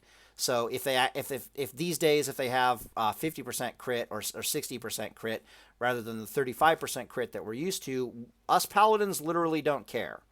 But however, certain things do give a shit, like readout cares. Um, and Aegis really gives a shit, if that makes any sense. Anyway, Telreyne, before I go too far into this, say your piece. Holy fuck. Yeah, so I think Aegis is basically like readout for builds that either can't get readout or it basically frees up 5 points I for could you. see that. Yeah, I could see that. It's like a substitute for readout, you know. So Yeah. this opens up a lot of options for me, personally. You can make, like a holy paladin build even tankier with this by being able to pick up, improved devotion because you don't have to get readout, or you can get, if you go something like Hmm. Ret Combat Holy healer. Paladin. What's that? Combat healer. That You yep, can that get is beat out additionally. that is exactly what I was about to mention. If you go like a Ret Holy build Okay, so with Aegis, this makes repent up with for Aegis. Got it. like a repentance healer with Aegis. It makes you that much tankier because you're not So, able to get a lot of the prot stuff. That's the biggest weakness of the combat healer build. oh, okay. So I see what you're saying. So, and correct me if I'm wrong. So the combat healer build is a build that uses a fair bit of spell power, but mostly mana. It takes repent, and then if for some reason you counterspelled it, it'll start beating the shit out of you. Is that about right? Yeah, give or take. Yeah, pretty much. Okay. And with Aegis, you can kind of wade into the thick of things and just be like, "Fuck you." Yeah, I mean, I've been playing that build on Era Uh huh. lately. I've been mostly just playing healer lately, and I'm just wearing like I've got like my Grand Marshal gear and my Tier 3 gear, just sword and shield healing uh as a repentant healer, and I already feel like pretty God. tanky as that. Yeah, So yeah, I can yeah. imagine if I had Aegis on top of that, I would just be unkillable by melee, I feel like. Yeah, there's like three rogues on Yeah, you. You're like, it's fuck. borderline broken with Say it. T3. Yeah. Oh, Jesus Christ. Yeah, you're right, because you fucking heal yourself off of cleanse. Jesus fucking Christ. I wish I had eight set bonus for. I feel like 8 set bonus in T3 is just the most broken thing I've ever seen. Cleanse, cleanse, cleanse, heal, heal. Oh my god. My brain just melted. Are you guys ready? And then you turn your lay of hands into a mini shield wall because it drops the cooldown to 28 Oh minutes. yeah, you're right. Fuck. Fuck you. That's terrifying. Huh. Yeah, dude. Well, I was also thinking And you like, get Unyielding Fate with parry, well, so you get like 20% chance to my brain was heal also like, gouges. that other ability when we drop below well, it comes at the cost of Beacon of Light, but when you drop below 35% life, effective healing increased by 25%. And if you're cleansing yourself, fucking hell. Okay, whatever. I'll tell you right now, hunters are going to hate Aegis. They're absolutely Oh going to yes. fucking hate Aegis. Rogues are going to fucking hate Aegis. Enhancement shamans, because they got dual wield now, are gonna fucking hate Aegis. Warriors, interestingly, because I actually looked at warrior talents, warriors have a bunch of interesting ways to get rage now. So if you don't know, one of their abilities was every bleed tick of damage they do, they generate 3 rage. And if you know anything about Arms Warrior, they can put deep wounds and they can put rend on you, which means that they're gaining a fair bit of rage just passively. But I'll tell you right now, Aegis is going to absolutely fuck Warrior Rage, like in the ass, like brutally so. Like holy crap. Um, I could be wrong, but correct me if I'm wrong, you guys. You guys might know this better than I do. Um, block is not fucking around in Classic WoW. In which way? Well, it depends on the phase, but by the time you're in like Nax gear and shit, the block mechanics and what it does and the gear that is backing it up is not fucking around in Classic WoW. What I mean by this Yeah. is that it's like some abilities when you block them don't work. They whiff. In other cases, what happens is block is damage reduction after armor. So if you're, if you're in like 60% armor and you get hit for 1,000 damage, so that you get hit for 400, and your block is 200, you're only getting hit for, 200. I'm right about that, right? Yeah. Okay. And by the time you get into Nax gear, so for example, Drakova wouldn't shut up about his master plan to me for beating warriors as a Reckoning Paladin, and he got all this gear together to try to block against them. And by the time he got all the fucking block gear together, holy shit, was he hard to kill. Jesus fucking Christ. Yeah, I've seen his like full, basically like anti-melee next set, and I've got Terrifying. one of my own, and yeah, Terrifying. it's crazy. Terrifying. And I'm sure you fought against it in the sense of like those prot warriors when they duel you as a Reckoning Paladin, and you just want to go fucking kill yourself basically. It's like my seal of command doesn't go off. What the fuck is this thing? Dodge, parry, miss. And like fuck. Yeah, I was destroying warriors until this one warrior I knew discovered that prop warrior just completely shits on Rare. And then I started listening to warriors, and I was like, oh fuck. All right, Minno's turn. Yeah, All right. there's Prot Warrior on Era that has Thunder Fury, Oh Jesus. and he rides like a mix of Fury Prot. It's pretty annoying. I'll No, never yeah. forget this one dueling tournament that I competed in back on OG Whitebane. I was in the finals against a Fury Prot Warrior, and people were like memeing like, "What the fuck? Like, how is a Fury Prot Warrior like He's gonna supposed to fuck you. do well on And this?" meanwhile, you're like sweating bricks over there. Like I know exactly what the fuck's about to happen. Holy shit. Yeah, dude. People were like, "How the heck did a Fury Prot Warrior make it far in this tournament?" And like, there's no way he's gonna win. And I ended up losing because I was like, "What the fuck do I do against Yeah. this guy?" Like he doesn't crit. Yeah. It's Yeah, terrifying. he doesn't crit, and he dodges all my shit or blocks it or whatever. Yeah. It's so bad because it just double fucks Seal a Crusader, and you're just like, oh great, this is Yeah. awesome. The answer is gear swap and use Seal of Righteousness and pray to God. But when they find their Diamond Flask, that's when shit gets real. Hmm. My master plan against them it's different for Holy Reckoning because Holy Reckoning just cocks an eyebrow at them and laughs and eventually murders them. But basically, what you have to do as Holy Reckoning is you just stand there and you turn your back to them and you just look pretty. You don't auto attack them. You don't do anything. This is assuming they've popped Diamond Flask. Okay. It's actually hilarious how you deal with them. And the reason for this is because if you dodge one of their attacks, they're just going to overpower you, so it ends up doing more damage. What's worse is when you dodge an attack or you parry an attack of a warrior, they actually gain rage. They gain 4 rage for every attack that is dodged or parried. I don't know if it works for block, but I'm pretty sure I know for a fact they gain rage from dodge or parry. So the whole idea behind giving you their back is you're giving them less rage and you actually take less damage, which is fucking weird. But if you hit them and you attack them, you give them rage, and the only way to deal with them is to literally rage starve them. Like that's their main weakness is they don't generate rage all that well. But while they're diamond flasking, they're basically unkillable. So you just have to sit there for a minute and out heal their nonsense, and then give them the business in the old school. H Pally ways. It's completely fucked. But yeah, Drakova wouldn't shut up about it because he's like, I'll kill every fucking class in the game except for this piece of shit. God damn it. Ah. It must be terrifying to try to deal with because you just don't. Even in spell power gear, it's like you guys don't have healing in combat as a Reckoning Paladin. That's the big problem. I imagine if you guys Yeah. magically had healing in combat, it wouldn't be an issue. You just be like, well, I wear the right gear and I just heal myself and fuck you. Brutal stuff. Oh, yeah. All right, Minno, any thoughts on Aegis? I can't stop shutting up about this. This is actually a really good talent. I'm not gonna lie. Not talent, rune. Yeah, no, it's good. It's nice that there's flexibility to swap it in. Yeah.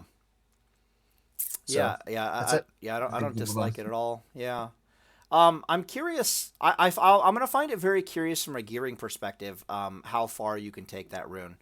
From an opportunity cost perspective, she's even more interesting because we can just straight up say it. From an opportunity cost perspective, there's only two choices here, and that's basically Divine Storm or Aegis. From like a pure 1v1 PvP perspective. Lordaeron's not really going to cut it. I don't even know why Seal of Martyrdom exists in the game. I'm not going to lie. We can talk about that like right now. I'll read it for you real fast. You disagree? No? Yes? What's it? No, Okay, I don't disagree. All right. I don't know what the purpose of it is. Fills you with Holy Spirit for 30 seconds, causing each of your melee attacks to deal 30% weapon damage to up to 3 nearby targets. So it's got some AoE cleave to it, which is kind of sexy. But you lose health equal to 10% of the damage inflicted. While this seal is active, your party members within 40 yards gain mana equal to 2% of the damage you take. Now, before you get too excited about the fact that everyone is gaining mana equal to the damage you take from this ability, blah, blah, blah, that's actually horrifying dog shit. If you actually do the math, we're talking about a percentage of a percentage, right? So if I do 1,000 fucking damage to a target, that means I take 10% damage inflicted to me, and I heal, and everybody within 40 yards gains 2 mana. Like, whoop-de-fucking-do. Anybody disagree with me on that one? I'm not a fan of this one. Well, I'm talking specifically about the fact that you're giving mana to everyone, and that sounds cool, and then you start doing the math, and you're like, what a piece of garbage. Like it's nothing compared to Judgment of Wisdom. I mean, Judgment of Wisdom. Nothing. It's like people might gain 5 mana. It's literally like maybe 2 mana a second to everybody at best.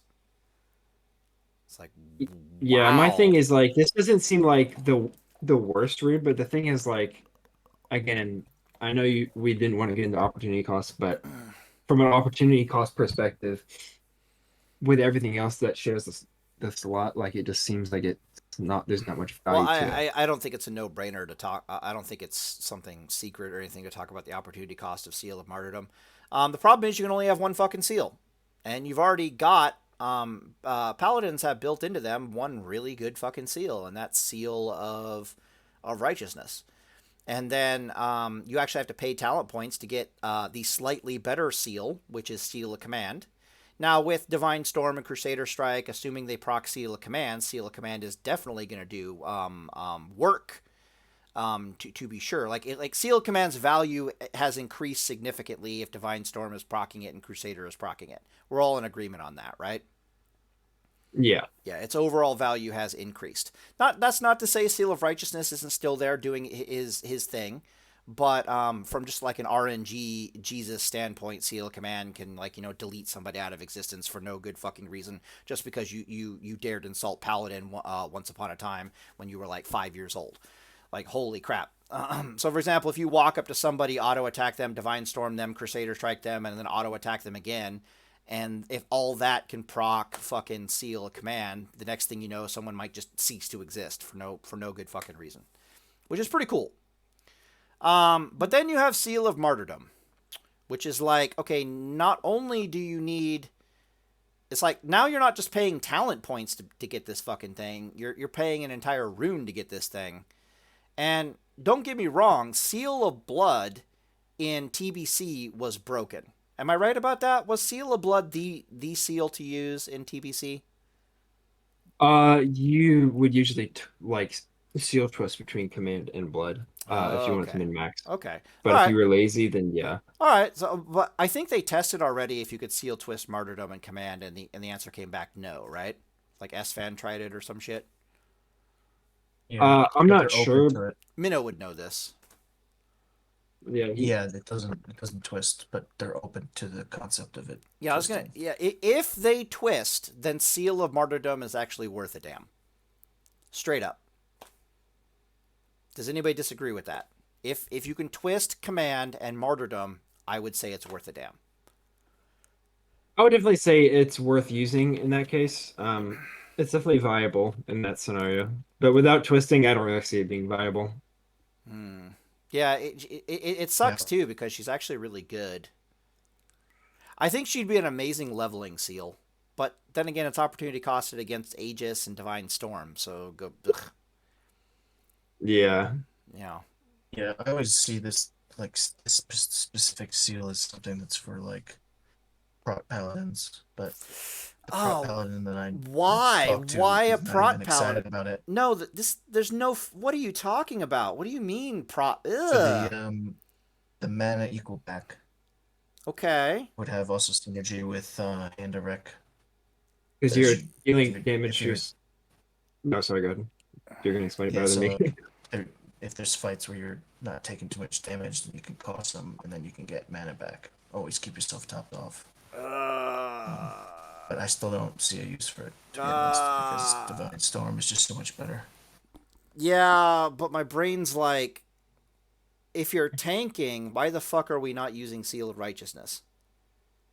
Like, I'll give you an example, right? My Flurry Axe on Era, he does a whopping like 70 white damage and like 106 holy damage at like 1.3 seconds. If I magically had like a fucking a hungering cold, which is the best one-handed weapon in the entire fucking game at like 1.5 seconds, 72 DPS, um, my my one-handed attack would the white damage of my one-handed attack would wait okay it was causing each of your melee attacks to deal 30% weapon damage. It's not even holy damage, bro. There's that second prot paladin build that gets a two-hander, and he gets Reckoning, What the fuck? and yeah, you get a What? Pick Robber is the prot paladin that uses it. Are we talking about He's a tanked all raid? of Nax with it. What the? Okay, okay. Yeah, I'll take your word for it. But Jesus Christ, you're just trying to blow my fucking mind over here. Yeah, it'll be yeah, good for he's excited because this madness. I'm like, what the fuck? So you're telling me he yeah, this tanks, but he doesn't use holy damage? yeah he goes straight. I don't think he does AP. He goes actually agility. He Wow. gears like a mix of a bear tank and All a right, fury prot. I'm gonna tell you right now. That sounds like a fucking Giga Chad. That sounds like the PVE version of me. Like, what the fuck is he? What monstrosity has he created that he tanked all of Nax with that piece of shit? I'm Yeah, and impressed. his guild has like 17 warriors. So like when he casts kings, he gets stupid amount of threat too. I would love to see that. Like, if you have a clip of that or some shit that you can link me in Discord, please do. That I if will. He has most of the fights. that blows my fucking mind that that's even a thing. Holy crap. I've seen some of the Yeah, clips. It's pretty cool. It's very impressive, honestly. Oh, one thing I wanted to mention, but I forgot to do it. I know because I watched Telreyne's video. You watched Savik's video and his opinion on all this. Has he said anything different to what we're saying so far? He didn't really do like a super in-depth guy like Was he just dive. He like, just like "Wow, looked at the chat, this is runes. gonna be real amazing. Yeah, I'm so excited for Paladin." Ew, like that crap. He was just reacting. He was just excited to see all the new stuff. Hmm. So he wasn't giving like an analysis of it. It was just his excitement and reaction to Let me seeing guess. all the He's different probably runes like, that they "This were is getting. broken. That's gonna be broken. What the fuck? We get this? How? What? Yeah. Not really. He was just kind of like the thing that stood out to me was his excitement, particularly for the Rebuke Yeah, we'll rune, get which there. we'll get to when we get Yeah. to the legs. So I'll talk about All that right. some more. Yeah. Yeah. It Let's just wasn't that deep. It was just that yeah. stood out to me. Yeah, let's just transition right then and there. Then let's talk about Rebuke. I got a fair bit to say about Rebuke. So we're going into legs now. Interrupts spell casting and prevents any spell in that school from being cast for 2 seconds. Now, correct me if I'm wrong, but this is a melee range interrupt, and it's on a 15-second cooldown. Is that right? I think it's 14. Uh, I could be wrong. 15, 14, yeah, whatever. something like that. Yeah, Okay. around that ballpark. I hate this. I think it's dog shit. I think this is fucking awesome, Hmm. but opportunity cost Yeah, again. it's this weird scenario where it's like, if this ability was anywhere else, if it was opportunity costed against anything else, I would be like, this is the greatest thing since sliced bread. But because it's here specifically, my brain is like, fuck you. Now, Yeah. yeah. Now, keep in mind, if it also locked school for longer than 2.5 seconds, like long enough for me to get a holy light in, then we'd be having a different conversation. You know what I mean? Mm-hmm. Like, if I can tell an elemental Yeah. shaman to shut the fuck up long enough to get a holy light out, I'm a happy camper. As it stands, 2 seconds isn't too terribly bad. I don't mind going into class specifics here, but as a general rule, what it's primarily going to do for you is allow you to get in an extra auto attack where you normally would not be able to get in an extra auto attack. Right? That's Right. the main thing it's doing for you. So like there's a warlock trying to fear you. Okay, you tell him to shut the fuck up, you get an extra auto attack in. There's a mage trying to sheep you. Shut the fuck up, get an extra auto attack in. There's a shaman about to lightning bolt you and earth shock you to delete you out of existence. Shut the fuck up, get an extra melee attack in. That's all I'm seeing here is that it's a shut the fuck up, get an extra melee attack in. It's also, keep in mind, I know you're not a fan of flashlight, excuse me, flashlight, but it No, is an timeout. opportunity to No, squeeze the no. Yeah, flashlight. yeah okay. I'm about All to. right, I misrepresented your words. No. It's not that at all. It's that how do I put this? Flash of light weaving, as Drakova would call it, is super valuable for specs that I don't play. So for Reckoning, Okay, flash weaving, super amazing. For deep yeah, ret, flash weaving, super amazing. Now those of you who don't know might be like, what the fuck are you talking about? If you heal yourself, you reset your auto attack. Well, if you don't know, there's a lot of scenarios you find yourself in as a paladin where you can get an extra auto attack in, but you can't get a second extra auto attack in, but you can flash of light yourself. So, for example, if you stun somebody for 6 seconds, you can't get double two-handed strikes in, and you can't hit them with an auto attack and then a holy light. All you can do is stun them, hit them once, and then put in a flash of light. And the reason why you'd want to do that is because you want to stun them, hit them, so you could examine the RNG on that hit, and then decide what you need to do from there. And often what you need to do is to fucking flash of light yourself. There are other scenarios that is basically in the reverse, which is like you need to flash of light yourself right now to survive what the fuck is about to happen to you, and then you can counterattack and beat the crap out of them. So flash of light weaving is a really, really big fucking deal. It's just not that big of a deal for the type of paladin I play. Does that make sense? Am I right about yeah. that, Telreyne? No, Would you agree with all that? I would 100% agree with everything you just said there. Yeah, Yeah. because that was one of the first things that came to my excuse me, my mind when I saw Rebuke was this gives me an opportunity to squeeze in like interrupt this, squeeze in a flashlight, Yeah. go for something else. Yeah, You know. yeah, because you'll find yourself in really weird scenarios as a Reckoning Paladin where it's like, because again, you don't have heal in combat. So anything that's going to let you heal in combat is Giga Chad, in your opinion. So kind of the same for Control Deep Ret as well. But you'll find yourself, I'll give you a prime example. So for like Elemental Shaman, right? The Elemental Shaman has recently Earth Shocked you. You've taken the time to bitch slap him with a two-handed weapon, but you're looking at the situation and you're like, I am going to die to the next Earth Shock. Like, the next Earth Shock is just going to kill me. I haven't done enough damage to him yet. But you still have enough time before the next Earth Shock to get in a flash of light. So you plug a flash of light into yourself. Lo and behold, you survive the next Earth Shock, and then you delete him out of existence. There's so many little tiny scenarios where just getting a little flash of light in is the sexiest thing in the world, particularly as a Reckoning Paladin.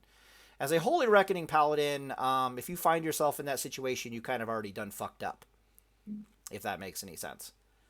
You basically screwed up a you screwed up a gearing check at some point down the line. You're like, oh my god, I need to actually flash of light myself here. It's not normal.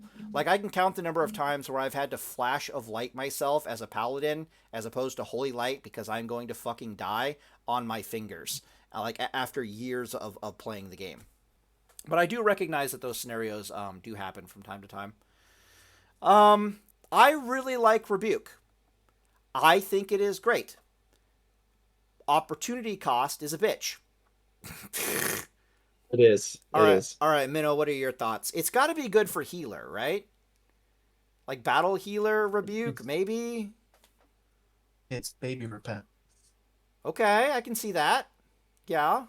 Yeah, but specifically for spellcasting, whereas repent is just it's big brother that you cast on a humanoid, and then you get the extra time that you're mentioning that you wish it had. So you're talking like from a battle The healer range. perspective, you could tell that healer Hmm. over there to shut the fuck up again, shut the fuck up a third time. Oh, by the way, here's a fucking grenade. And they're just over there like, I suppose you could chain together enough shut the fuck ups to a healer that you could get around another rebuke.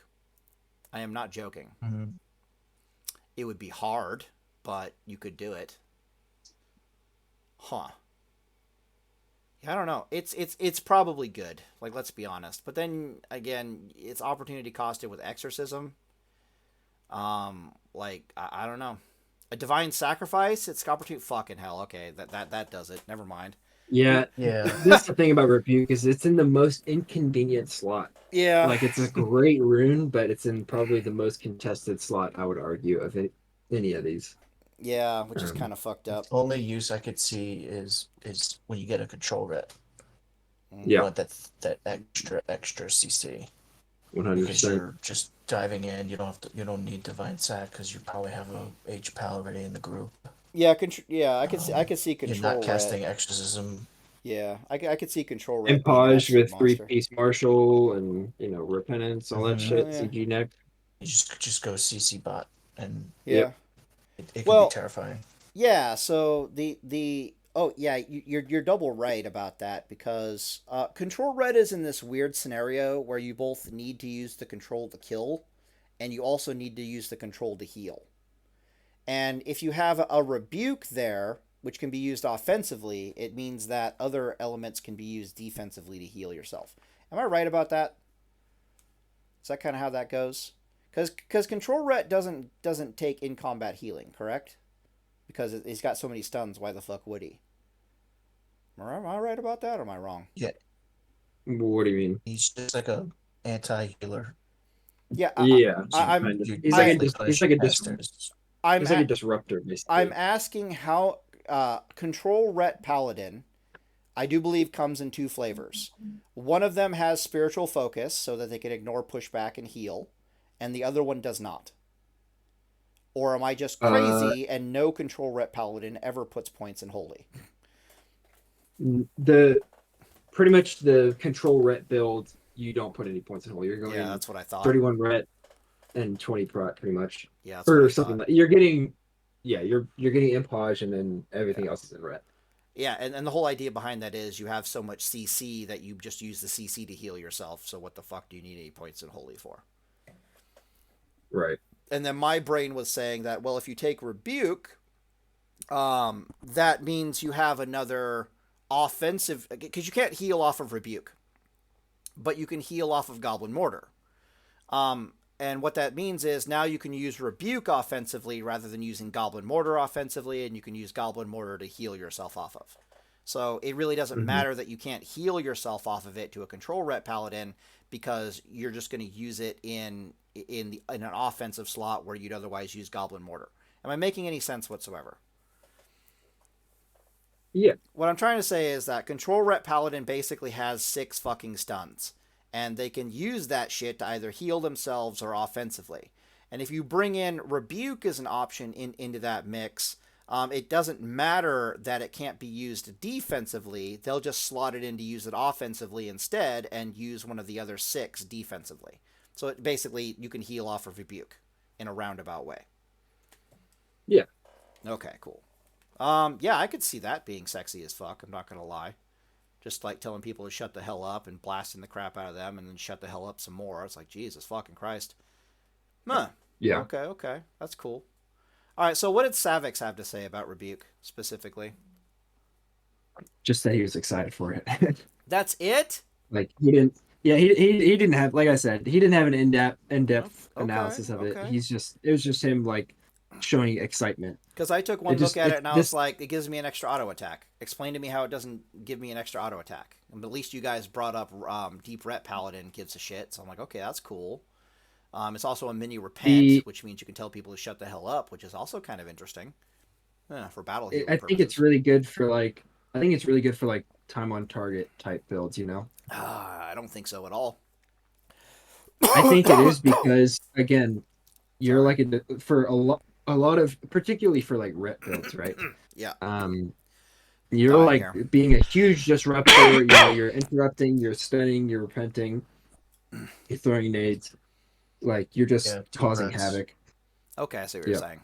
I see what you're saying. It plays into the strength of a PvP gear deep ret paladin because Hmm. again, like I said, you're a disruptor. Maybe you're using Seal of Justice as well, like you're just causing confusion and havoc. Okay, So it okay. kind of plays into that. But the main thing that stuck with me when I watched Sevex's reaction to the um, season discovery stuff The runes. was because yeah, the runes was because I know for a fact I could already tell that this is what a lot of the I described as the mainstream paladins are going to Okay. get. You know, Oh like yeah. the people that are coming into Season of Mastery, they've not really delved super deep into Paladin. They see that Paladin's getting all this shit. They Yeah. want to play Ret Paladin. They put all their points into Ret. They get Crusader Strike. They get Divine Storm, and then they're gonna get Rebuke because that just is like an iconic. Like Huh. I want to just run at them and do damage ability. So you think that okay. Now, here's me entering the mind of your typical paladin player. Okay. Now, keep in mind, I had this mindset for a grand total of about an hour on Hen House before I threw it out with the bathwater. Okay. And that mindset is I'm trying to beat this other class. I'm losing. They're killing me. It is clearly I need more of X, right? And in most cases, Mhm. it was I wasn't doing enough damage. I need more damage, or it's like I have enough damage, but I need more HP because something stupid like that. Do you think they're gonna look at why they're losing as a paladin and say to themselves, "What I really need is to tell somebody to shut the fuck up," aka rebuke? I feel like a lot of Paladins people like on paper, like people that aren't super Okay. experienced with Paladin, I feel like in their minds they're gonna think that they need that, but then once they play it, they're gonna realize that they don't. Because I don't know if you remember Mm-hmm. from what I said in my video, Yeah. I said if I could choose between an interrupt and a slow, I'll take a slow any day Obviously, because yeah. that is like we have so much disruption as a paladin, right? And another interruption is Mm. like people think that a big weakness to paladin is that it has no interrupt, which is yeah, that's a weakness, Yeah, it's but it's definitely a made up for the weakness. fact that we have a lot of like utility between Yeah. impage, repent, shit, seal of justice, shit like that. We have other ways to make up for that. Whereas a slow, we don't have like the only thing we have for a slow is like frost oil, Yeah. like Well, yeah. so It's not just a slow thing. It's like there's plenty of ways for a paladin classic WoW to tell a caster to shut the fuck up if we want them to. Like specifically, it'd be nade, goblin mortar, and our hodge stun, and that's if you don't also have repent. You don't need rebuke. We have access to that stuff. The problem with it is, in order to catch a motherfucker, like actually to physically get on top of somebody, we usually have to use those abilities as well, right? So nade is used to catch someone. Goblin mortar is used to catch someone. Repent is used to catch someone. Hodge is used usually to kill somebody, not necessarily to tell them to shut the hell up. Does that make any sense? Sometimes it's used to tell them to shut the hell up, like against elemental shaman. You charge into them, they nuke you out of existence. You're still alive. You stun them for 6 seconds. You heal the full, and you go from there. That's you telling them to shut the hell up. Yeah. Get a slow over it. Okay, we can talk about the elephant in the room then. Avenger shield. Hurls. Oh, my bad. I got Minno. Any thoughts on the subject? Holy shit. No, I've said my piece. Let's Okay. go on I to Avenger Shield. I I think yeah, you're that's what we're talking right. about. I think you're right. I Oh, that's think what we're talking about. I think for battle healer, like a little mini repent, that Rebuke's actually pretty fucking good. I'm not gonna lie, I can see that. But is the opportunity cost against Divine Sacrifice too bad, in your opinion? So we're talking BG The healing, defensive battle plays, healer, yeah. yeah, the defensive plays you can get out of this is Divine Sacrifice is worth better, more than Rebuke. That sucks. Okay, Um, yeah, that does it's suck. unfortunate, but especially like look at the buff it gets. It's not just, you're not just Oh, you getting mean yeah, the damage. the, the You're ten getting, percent increased damage and healing. Yeah, I spent a little bit of time thinking about if that was worth it or not, but then it says only for 10 seconds. If it said it was for 30 seconds, I yeah, might be on board with just a goddamn. This might actually be fucking good. yeah. You're enabling your group to go. Well, specifically you're enabling yourself to turn a downside into a plus. Yeah, So if your group is stuck getting hammered and you yeah, need the extra healing, then you cast this thing. yeah, It saves the group for a little bit while you have Divine Shield up, and then so you don't instantly kill yourself, and then you can, in that time that it grants you the buff, yeah. you can I just I start slaying I out I heals or imagine. something. Yeah, I imagine it also. Fuck. What is it? I guess we're talking about divine sacrifice now. Lol. Okay, I'll read it. 30% of all damage taken by party and members. I imagine it says raid members. Within 30 yards is redirected to the paladin for 10 seconds. Damage which reduces the paladin below 20% health will break the effect and grant the paladin 10% increased damage and healing for 10 seconds. Um, this thing scales pretty fucking hard with Beacon of Light, in my assessment, right? Because when you pop this thing, you're going to be taking oodles of damage.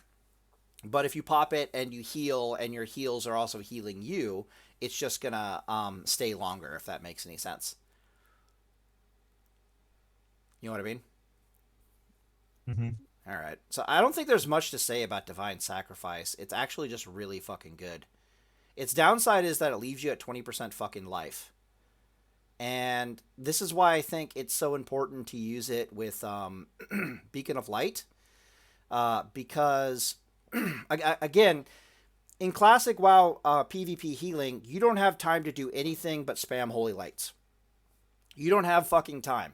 It is... How do I put this? Even refreshing freedom on somebody is a risk half the time. Like, you don't get to decide when you freedom somebody half the time, whether they're full life or not. The battlefield will tell you whether or not you can freedom somebody or not. You're basically stuck just spamming, in my experience, spamming Holy Lights.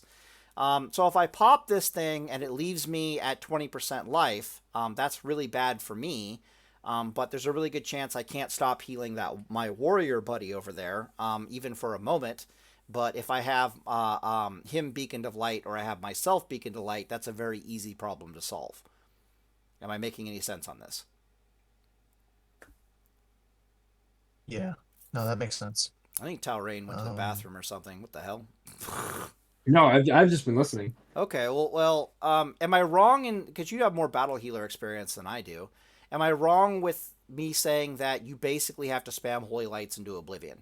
When shit is going down, it's Holy Light, Holy Light, Holy Light, Freedom, Holy Light, Holy Light, Holy Light, Holy Cleanse. You know what I'm saying? Yeah, you need a bomb holy lights into people for sure, Mm-hmm. because flashlight's not going to do dick.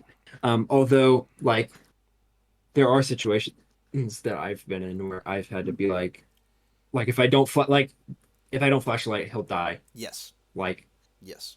I need the flashlight and then I can holy light, because Yeah. if I And he'll die before the holy light goes yeah, off. and But and yeah, and generally yeah. speaking, like bombing holy lights and just Yeah, cleansing, and even freedoming like that. when you're flash of lighting, because you absolutely have to, it's a risk. It's like 50-50 you survive, buddy. You know what I mean? Yeah, It's like, this is the only yeah, way. You have this holy light and pray to God. Because holy light is just yep. so bad for healing in battlegrounds. Holy crap. That's kind of one of the things, that's the only moment you really wish you had holy shock. Like, that's the only scenario where you're like, fuck, I wish I had holy shock over repent. That's my assessment, basically. It's like, Jesus Christ. Yeah, Paladin gets really fucked in Battlegrounds by because they have to cast Holy Light, and especially if there's like a Warlock on the other team that's like spamming tongues on everybody. Yes. Like, it's awful, but it is what it is. Luckily, I have discovered over the years that once you tell your rabid fucking ape animals, aka the warriors on your team, that warlock in particular is casting tongues on everybody, and you explain to them what tongues does to you and your healing, that warlock does not have a good time. Yeah. Have you ever noticed that at all? Like, Oh yeah. holy shit! It's just he just dies screaming. I remember I had to yell at all my warriors to kill warlock succubus pets. I'm like, no, it's literally a rage pinata. Just go hit it, it'll die, and then go kill the warlock. It is a fucking rage pinata. If you guys don't know, succubus have like 2,000 HP, and they got like no armor, which is what I mean by a rage pinata. So the best way to deal with a warlock as a warrior is first you kill the succubus, then you kill the warlock. If you don't do it that way, then I as a paladin can't heal you. It doesn't matter if I have blessing of sacrifice on people and I'm breaking the seduction instantly. Because what'll happen is I'll go for a heal, I'll get seduced, it'll break instantly. I'll go for a heal, I'll get seduced, it'll break instantly. You can see there's no healing going off here, right? So it's like, no, please kill the fucking succubus. But I have discovered over the years that if you tell your warriors that this warlock in particular is stopping all the healing from going off, he gets killed so fucking fast it'll make your head spin. It's just they'll literally be fighting like they'll be like in a duel with like two other warriors, and then that warlock just comes within like 40 yards of their paladin that's healing them, and next thing you know he gets intercepted on and just massacred before he goes back to fighting the rest of. I'm just like, what the fuck? He's like, no, I like my heals. Fuck you. So, bad. is there anything else regarding Divine Sacrifice that you guys want to say? I don't have too much to say about it. I mean, I think it's going to be like a good group healing battleground or PvE healing thing. I just think it's going to be nuts. So the only question I have here is how necessary do you think it is? that's a Minno question, I think. Made up question. Okay, let me put it to you this way then. If you No, play, a Minno okay, question for Minno. I mean, okay. I'll rephrase the question. If you want to heal in battlegrounds and you don't want people to yell at you or think you're a fucking troll, how important is divine sacrifice? um, Let's see. I mean, compared to everything else on this list, Hmm. it's probably shared with Inspiration. Oh, Exemplar. fuck, you're right. Like, Oh, no. Inspiration Exemplars here, too? yeah, you have to choose between Oh, my the two. God. You gotta choose between saving your group from fears and sleeps. Oh, well, that's easy as fuck. Just taking divine sacrifice. That's literally going to be BG dependent. So if you go into a BG, there's a bunch of fucking elemental shamans. We're taking divine sacrifice. You go into a BG, there's a bunch of fucking warlocks. We're taking inspiration exemplar. Like that. That's the only. I think that's the only way to also look at that, right? Holy crap! I think also something that should be factored in is whether or not you've got dwarf priests in your group. Because if you've got dwarf priests in your group, then inspiration exemplar may not be as necessary as you might think. I just had a weird observation. Okay. So I guess we're talking about inspiration exemplar all of a sudden now. Jesus Christ. Your inspiring presence periodically dispels fear and sleep effects on nearby party members. This depends entirely upon how far of an area of effect this is. How often does it pulse? It's literally tremor totem.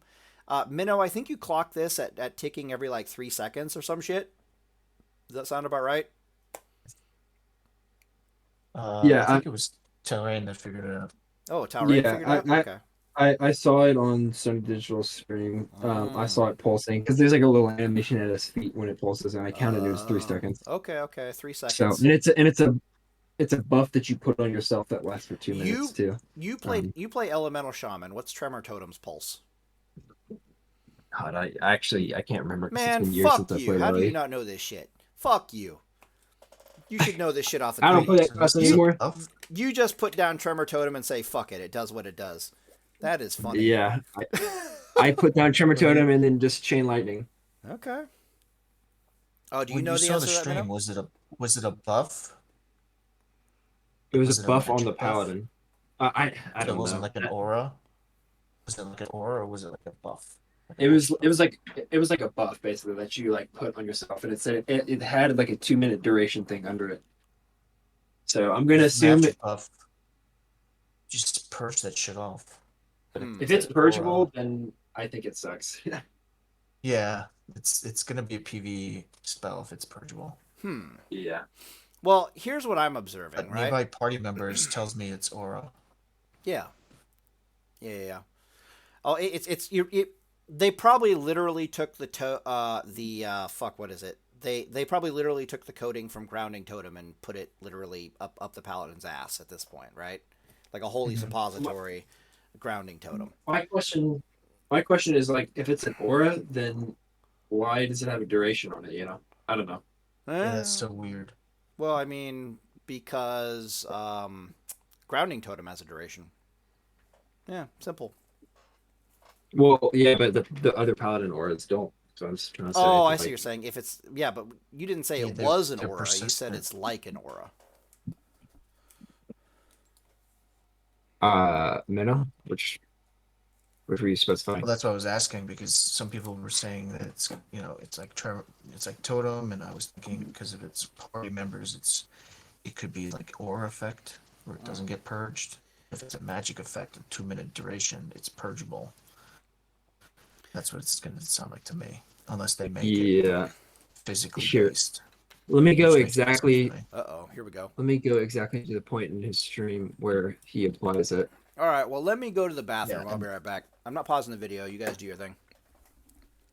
So, yeah, I think okay, the party members too. Also, just even if it with all the rest of that aside, the party member aspect of it also limits it. So like if you're in, AB and you're trying to control a flag and there's, someone throws down a fear and it fears half your aid or whatever, you can only yeah, save your party members.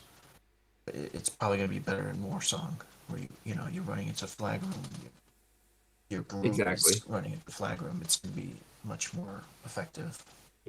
I definitely think that's something that's going to be more useful in Warsong, whereas Divine Sacrifice is more of an AV and a AB thing. Mm-hmm. I linked the video at the timestamp when he applies it. You can kind of see for yourself.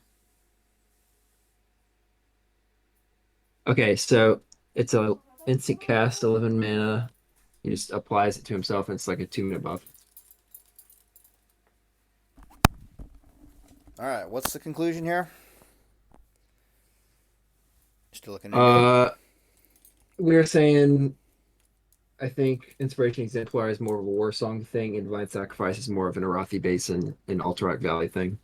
I'll take your word for it. I haven't Just thought about it all that much, but I'll make one observation here and see what you guys think about it. All right, so it's saying that periodically dispels fears and sleep effects. And from a PvP perspective, I'm like, well, sleep doesn't really exist. That's literally like hunters and they have to spec for it, right? Like that's it. Other than sleep dust specifically. yes. Okay. And then when you look at fears, that would be only two classes. That's warlock and priest. And Warrior. Oh, yes, you are correct. And of those fears, we can only not cleanse how many of them exactly? Just Warrior. Yeah, But we can bot people out of Warrior. true. So my brain is basically like, well, why don't we just do what we've always done against fears and just fucking cleanse them?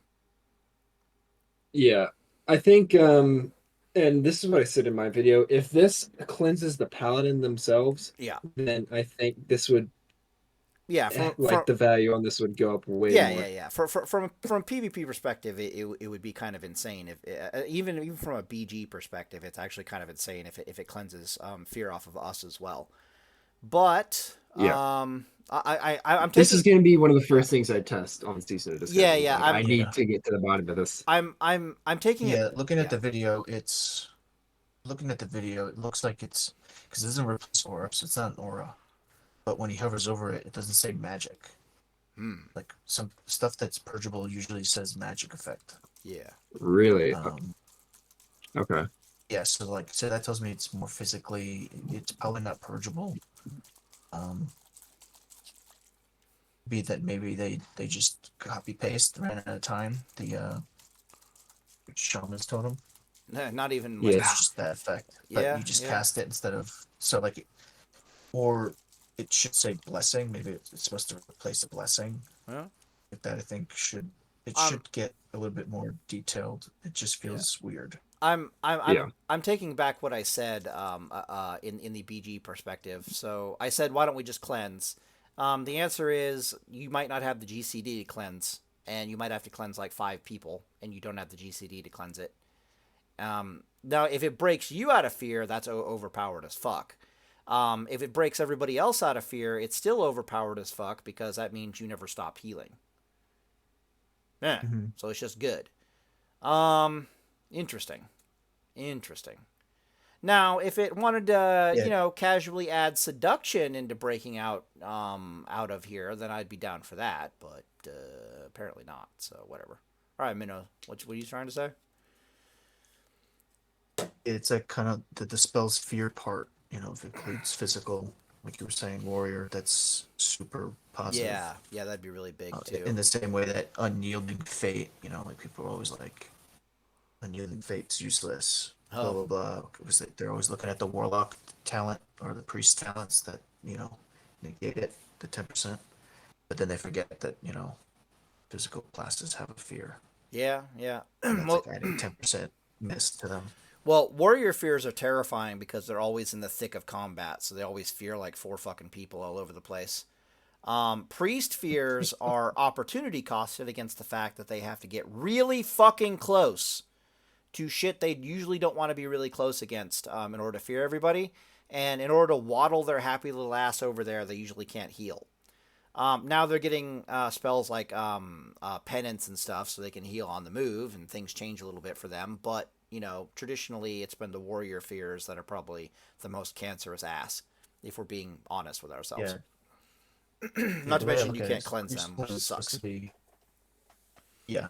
The way I look at it is priest is defensive fear, Yeah. and then warrior is offensive fear because Mm. he's rushing in, wants to clear the herd so he can hit the clothy Oh yeah, it's and not two cancerous heads. ass. Yeah. He's like, yeah, it's yeah. Warrior fears are horrifying when they're done right. Okay, so divine. God damn it! I still hate the fact that rebuke, divine sacrifice, and inspiration exemplar. We're not even done with this fucking thing yet. Holy shit! All right, next up on the list, Avenger shield.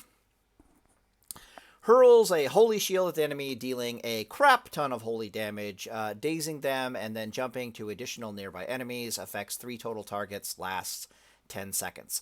If you don't know what the hell the daze is, I looked it up, but I'm not entirely sure what it's going to be on Season of Discovery. That is a 50% magical slow. Okay, so it is dispellable by classes that can dispel, theoretically. Well, Paladin's not going to care because, we're going to freedom out of it one way or the other. So specifically, I guess that would be priests can spend a shit ton of mana to get it off themselves if they really want to. But every other class in the game is going to be minus 50% movement speed for a grand total of 10 seconds. It doesn't tell you here, but there's a really good chance that Avenger Shield has something stupid like a 30-second cooldown. That's traditionally what it's had. Also, traditionally, even though it doesn't say it here, you have to have a shield equipped in order to use Avenger Shield. I think we confirmed from the video that you actually have to have a shield equipped to use Avenger Shield. Am I wrong about that? I don't think anybody really Which looked at it. video? Yeah, I don't think I anybody didn't. actually looked at it. Because I looked at the Was there a video? I don't think there was one. Yeah, I have no idea. because I tried to. I oh, I heard a I saw Ret rumor, and videos then of I it the looked whole week. into it, and nobody tested Avenger Shield, so I was like, "Fuck you." For fuck's sake. What? I saw a video of, I'm just saying, nobody testing that shit. Yeah. I saw a video of Ret, but not proc gameplay. I'm gonna assume you need a shield, but Yeah. I'm just saying it is weird that it doesn't specify. Yes. Now, I am inclined to believe that we'll be getting the Wrath of Lich King version of Avenger Shield, which makes it an instant cast and not Yeah. a cast time. Yeah. Yeah. In all of it. Because of that, Okay. I think the value of this rune is very good because I think being able to just swap to a shield and instantly throw out a ranged AoE daze for that last 10 seconds Yeah. on a 30-second cooldown is It also slaps too. pretty good. We can't ignore that. Like, Oh yeah, look at yeah. that damage. Like Yeah. that's Yeah. actually good damage. If you don't know, that's like between 10% and 15% of a target's life at level. So, Jesus, when you get up to level 60, it'll probably do about 10% target life, which is pretty impressive. So, like, we're talking like 1,000 damage. No, not 1,000 damage. That might be a little, well, a 30-second cooldown. That's not super excessive. It'll probably be doing 700 damage minimum, 800 damage, something stupid like that, maybe even up to 1,000. Minno, do you have thoughts on this before I go on a fucking tirade about this piece of shit? No, just that daze is gonna be super awesome for Warsong. Yeah, the fact that it jumps to 3 targets is fucking ridiculous. Oh, it doesn't tell us how many targets it jumps to. No, it says so. 3 total targets. Okay, cool. It's just 3 total targets. So Horde likes to, Yeah. they like to Zerg the flag carrier out of the room. Yeah, So yeah. Just being able to hit Well, the druid and then 2 others. well, yeah. Well, the super good thing about this, under those circumstances that you're describing, is you can split off elements of the pack. So basically, how you kill a horde death ball flag carrier is first you try to break the healers off from the death ball, or at least multiple targets off from the death ball. Does that make sense? So Mhm. what I'm trying to say is, let's say there's like 7 horde in your flag room. They get the flag, and now they're running down tunnel. And you've just showed up on scene. Well, the only fucking thing you can possibly do as a paladin under these circumstances is to try to break 1 or 2 of them off and get them to fight you. Like, that's it. That's all you can do. And Avenger Shield is going to be a little bit of a cock in the ass for anybody trying to leave in a timely manner, which is kind of cool. Let me think about this for a second. All right, so is it my turn to talk about this? Like, for reals? Yeah. Oh boy. Yeah. Here we go. All right. Okay. All right. So the reason why all of us believe it's going to be instant cast, and here's the primary reason why. So the only time in the history of Avenger Shield where it was not instant cast was in TBC, and it sucked ass because it was still useful in TBC. Because if I recall correctly, it had like a 1-second cast time. Am I right about that? Something like that. It wasn't long. It was short, but it was still a cast time. Yeah, it was like a 1-second cast time. To be annoying. Yeah, the other annoying thing about it was you had to stand still while it was being cast, so it wouldn't be like, let's say they split the difference on Avenger's Shield, and they were like, yes, it has a 1-second cast time, but you can use it while moving. Are we still on board with Avenger's Shield? And so at least the enemy can, like, counterspell you or tell you to shut up before Avenger's Shield gets cast, like that kind of a thing. Anybody? Say that again? What was the question? My question is, what if they split the difference on Avenger's Shield and it's a 1-second cast, but you can cast it while moving? I'd take that. Yeah, I'll still take it. I think the 1-second cast is TBC. Yeah. Even if I have to stand still even if I 1-second cast and I have to stand still, I'm still taking this fucking thing. I'm not gonna lie. She's fascinating. She is fascinating. Huh. Okay, so my general thoughts on the matter of Avenger Shield as far as PvP is concerned is this. In classic World of Warcraft, other than other paladins, here's what I want both of you to do, because this is how my brain works. Other than other paladins, Name me a class in the game that does not run from paladins as a standard part of how they fight paladins in a 1v1. Enhancement Shaman. What class doesn't run from us? Enhanced Shaman, probably. Don't they just traditionally die like little bitches? They hurt. I'll give you that much. But they They crit. but they target with crit. shocks. Yeah. I've seen them. Yeah, they try to whittle you down with shocks before they come in and take you out. Otherwise, they're just going to get annihilated. um, d- warriors, but they're not supposed to. They're supposed to kite you. Correct. Like if you watch Monkey News fight a warrior versus or Yes. fight a paladin versus like any Yes. other idiot warrior fight a paladin. Yeah. What you're supposed to do is you're supposed to hover at melee range, hit them with the two-hander, and then like weave out, hit them, weave out.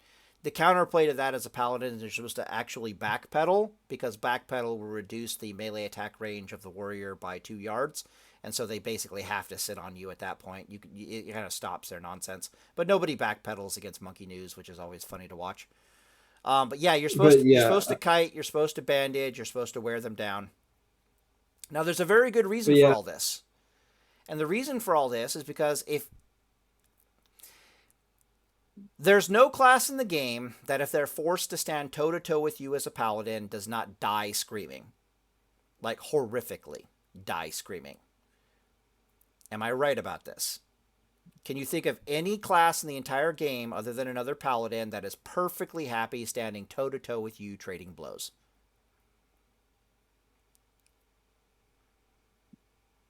Prot warrior, maybe. I mean, it would depend on the paladin. I think it would depend on the paladin spec, but I would say Prot warrior. Yeah, okay, I'll give you that. I'll give you Prot warrior. Minno? Guys, can you hear me? Yeah, it's probably Prot warrior. Yeah. So the only one they can actually take the hits is the rogue that casts their dodge spell. Their evasion, moment. But even because we have no form of like overpower or anything. Right. But even then, that's some risky business a lot of times, because sometimes RNG just goes against them and they get just fucking annihilated. I would say maybe a feral druid, like a bear druid. Yeah. Druids. Yeah, Druids are notorious for going toe to toe with us for quite a bit of time, but they usually lose. They might not lose now with all their little changes and shit. I've been looking at Wrath of Cenarius and going like, who the fuck gave Druids this fucking spell? Did you guys read Wrath of Cenarius at all? I definitely did. That is quite a good spell. That is bullshit. Let me bring it up real fast here. So I go to Druid, and I go to, I think it's probably legs, right? No, not on legs. What the fuck? Chest? Living Fury of Storm Rage? Oh, you're talking about Fury of Storm Rage. Yeah. Reduces the mana cost of Wrath by 100%, and each time you deal damage with Wrath, you have a 12% chance for your next cast of Healing Touch within 15 seconds to be instant. That rune is fucking bonkers. From a raid perspective, this thing is quite well balanced. From a PvP perspective, what the fuck are you thinking? It's like, excuse me? Druids are hard enough to kill as is. Their only issue ever was mana. And now you just gave them an ability that's like, what mana issues? Oh, by the way, I heal from damaging you. Fuck you. I'm like, oh my god, this is ugh. All right, prepare your butts, I guess. Jesus. But yeah, that thing's definitely on my radar, and I was like, holy fuck. But yeah, getting back to Avenger Shield, there's a few things that are amazing about Avenger Shield. Number one, giving Paladins a slow in Classic World of Warcraft without nerfing Reckoning, and on top of giving us shit like Crusader Strike and Divine Storm, is the worst idea I can possibly think of. Like, it's just a bad idea. Right? It's a terrible idea. Because with Divine Storm and like Crusader Strike alone, what you're talking about is a scenario where if I catch you, you die. Right? If I catch you, you're gonna fucking die.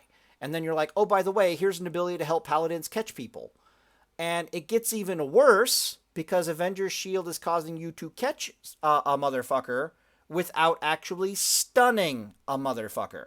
I cannot stress enough how terrifying that is. So the traditional way that us paladins catch people and then give them the business is we have to use a stun. The only options for catching people in Classic World of Warcraft are Swiftness Potion, Nifty Stopwatch, right? So there's no stun there, which is nice. Gnomish Netomatic, no stun there, which is also nice. But then the only real, and Repent, I guess you could add to that list of no stun options. But then usually it's just Goblin Mortar and the ubiquitous like Grenade. I suppose I can also throw in a Discombobulator Ray to slow the target down and catch up to them. That's the only real slow option that we have. But the really awesome thing about catching someone when it didn't require a stun is that none of your stuns are currently on a DR, which means that you don't just give them the business, you give them the business plus additional business on top of business. You know what I'm talking about? That's when you catch them in the 6 second, the full 6 second stun with the grenade. When you watch Savik's clips, some of his clips of killing people as a ret paladin, that's exactly what he's doing. It's like, yeah, I'm gonna bitch slap you, stun you for 6 seconds, bitch slap you one more time, and then throw a grenade at you, and then bitch slap you another time, a hammer of wrath, and then you die. Like just classic. That's classic paladin play right there. Is if I can't kill you in a bomb, I kill you in a stun lock. And then Avenger shield just comes around and he's like, yeah, every 30 seconds I do a shit ton of damage and I slow motherfuckers. And I'm like, what? So it's like, who the fuck thought this was a good idea? Yeah. So if you don't need a shield to use this thing, I'm gonna say GG's. If you do need a shield to use this thing, I'm still going to say GG's. If you nerf Reckoning, but Avenger shield is still around, I'm probably still going to just say GG's. I am not joking. I don't know what the hell they were thinking.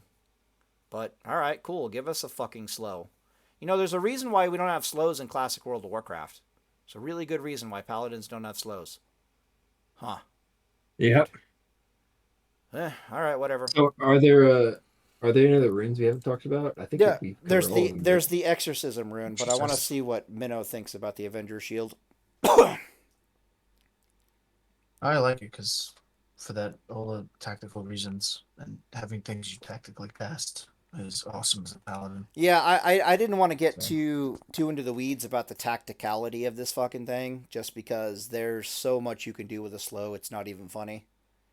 We've talked about it on the back end. It's just like, you know, catching a fool is only like 1/3 of it. Let's be reasonable here.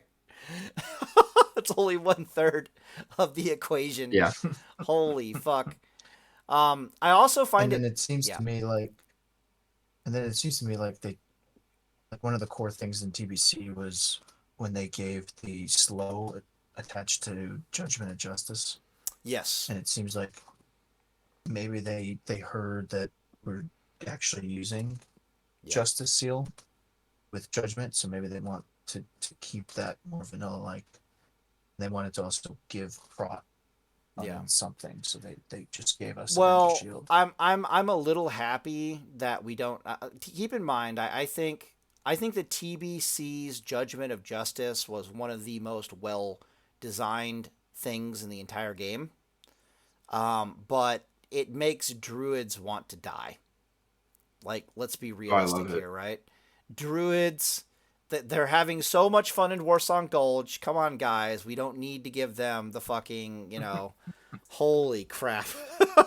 Don't shit on druids too much. I mean, come on, guys. Judgment of Justice was so broken in fucking TBC, it wasn't even funny. I hated... I can't count the number of times I watched a paladin run up to a druid flag carrier in TBC and then judge Crusader on him. And I was like, have you read your fucking abilities, you absolute clown? Like, what the fuck are you doing? Dude literally judges Crusader, gets like 2 hits in, and the druid's gone. And I'm like, bravo. Brilliant. Well, beautiful. You fucking ape. Holy shit. Meanwhile, I'm like I'm the actual paladin who knows what to judge justice on them, and they hate my fucking guts. Like, to the point where they like steer around you to go into like 3. They'll run through 3 alliance rather than running past you. You know what? They're just like, nope, I ain't going anywhere near that fucking paladin. That's a paladin that can find his judgment and justice. Yeah, so one other crazy thing about Avenger Shield is the fact that it hits multiple targets. Now, you would think for me, from a 1v1 perspective, that's not the biggest deal in the world.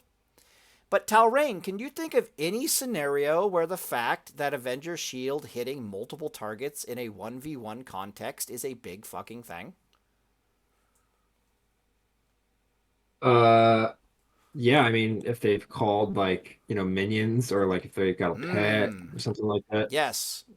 So my brain's all like hunters, warlocks, skeleton pet summons, any summons Yeah. whatsoever.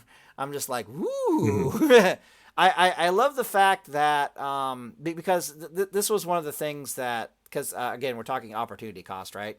I think Exorcism Hmm. we're about to talk about in a second, but I think Exorcism is fucking amazing.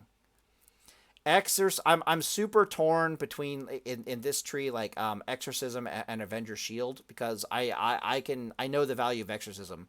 And when you're telling me that Exorcism can be used on targets and it can be as a 100% critical strike chance against demons, I'm all like, that's so amazing. I could literally like murder demons at range, kill skeleton pet summons super quickly, like activate vengeance, like 100% chance, blah blah blah blah blah.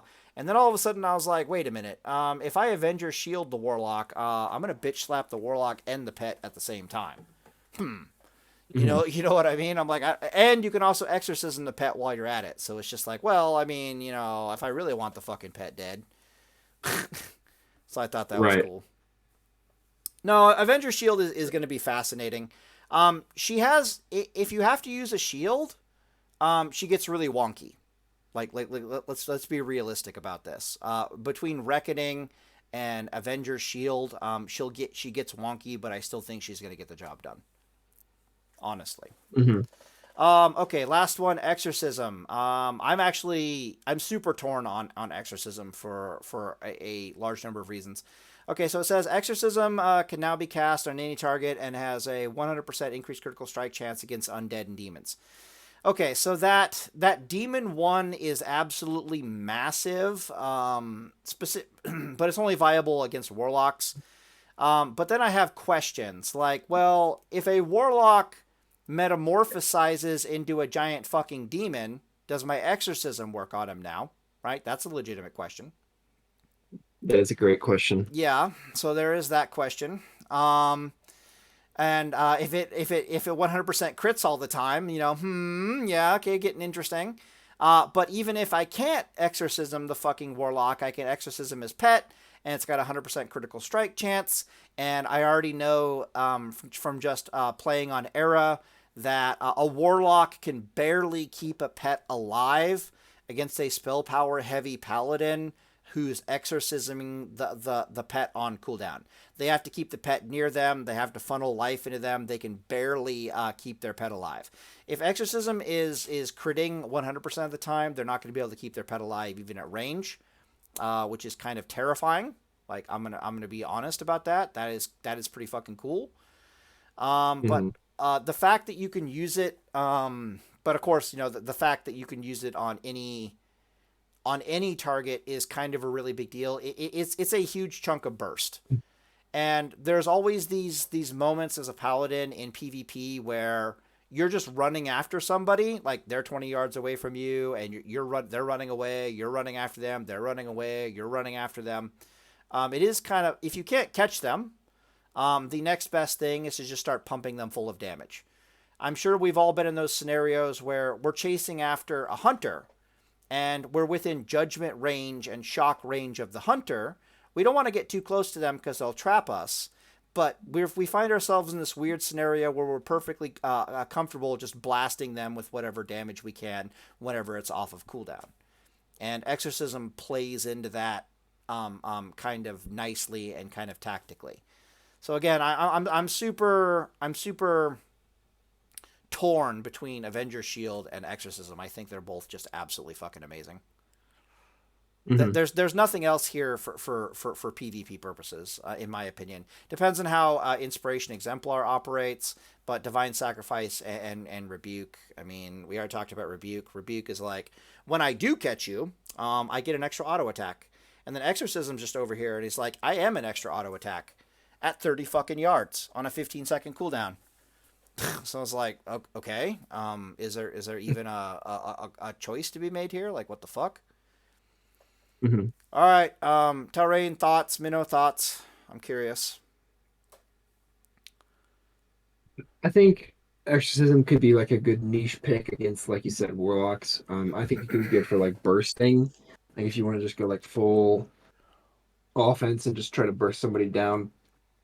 Um, I'm personally, I mean, I think it'll be good for like PvE, like Ret or something, but for PvP purposes, I don't know. I'm kind of inclined to not be a fan of it because of the utility that the other runes bring. Hmm.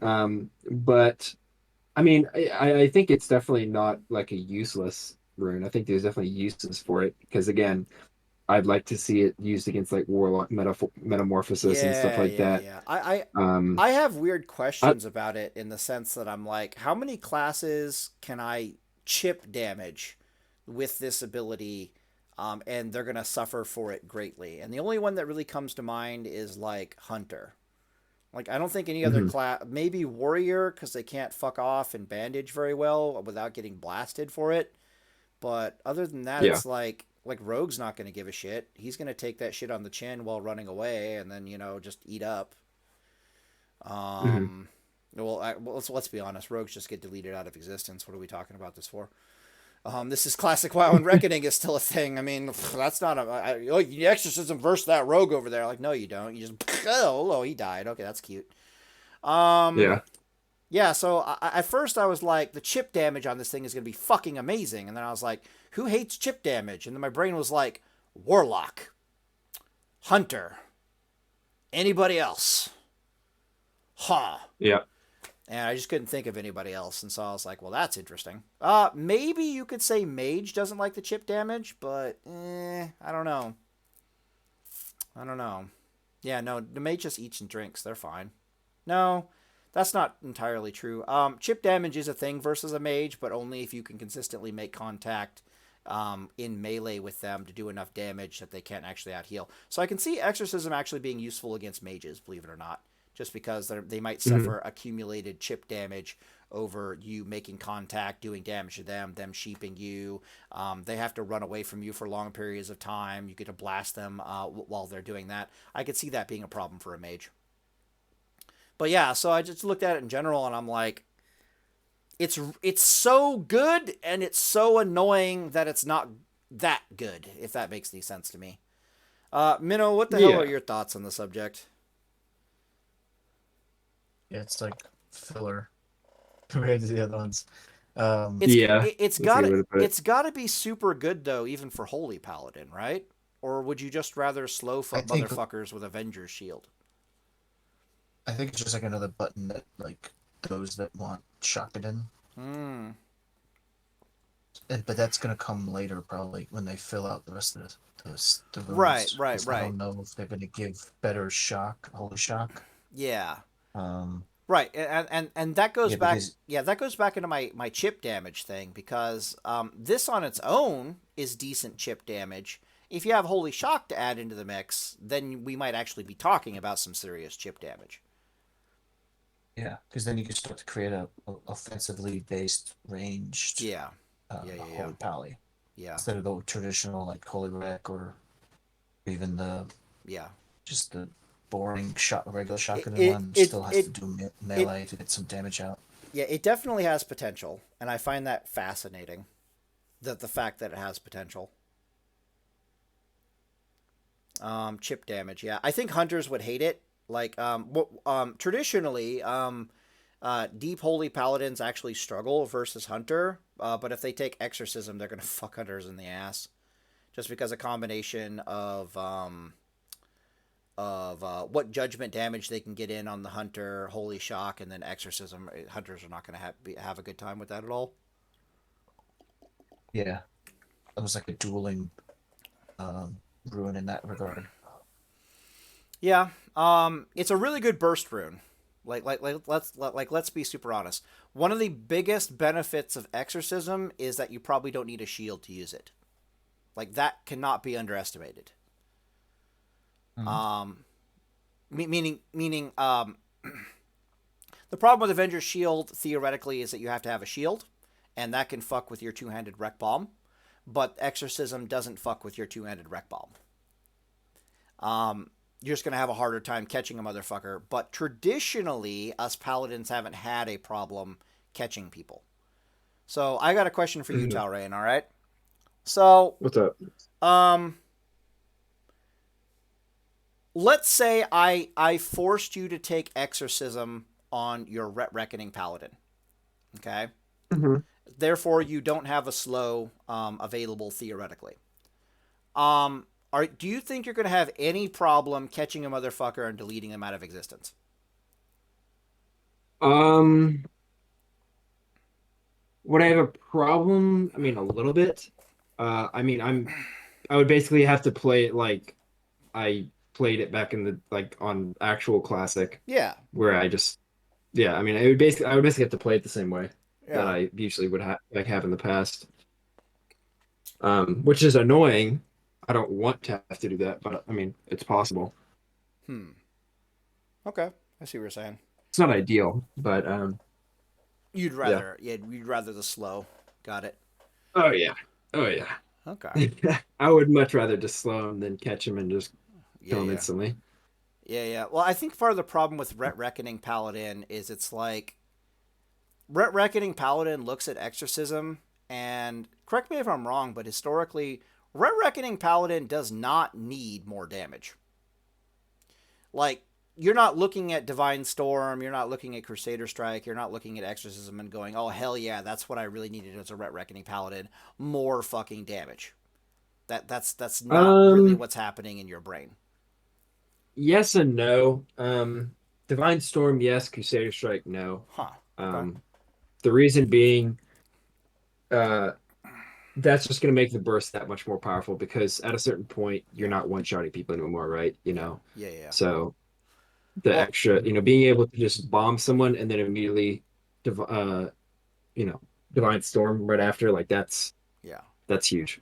I, So I, I think what's really big about the Divine Storm is that we're pretty certain it's going to have another chance to proc Seal of Command. And that's kind of one of the big weaknesses of Seal of Command Paladin is that, yeah, you're bombing people, but you only get one Seal of Command proc. Um, yeah, the big I just yeah. need to see how that interaction works because if if Divine Storm procs command, does it proc on all the targets that it hits? Does it only proc on the target that you're targeting? Like, how does that Oh, work, Jesus Christ. I didn't think about that. Holy fuck.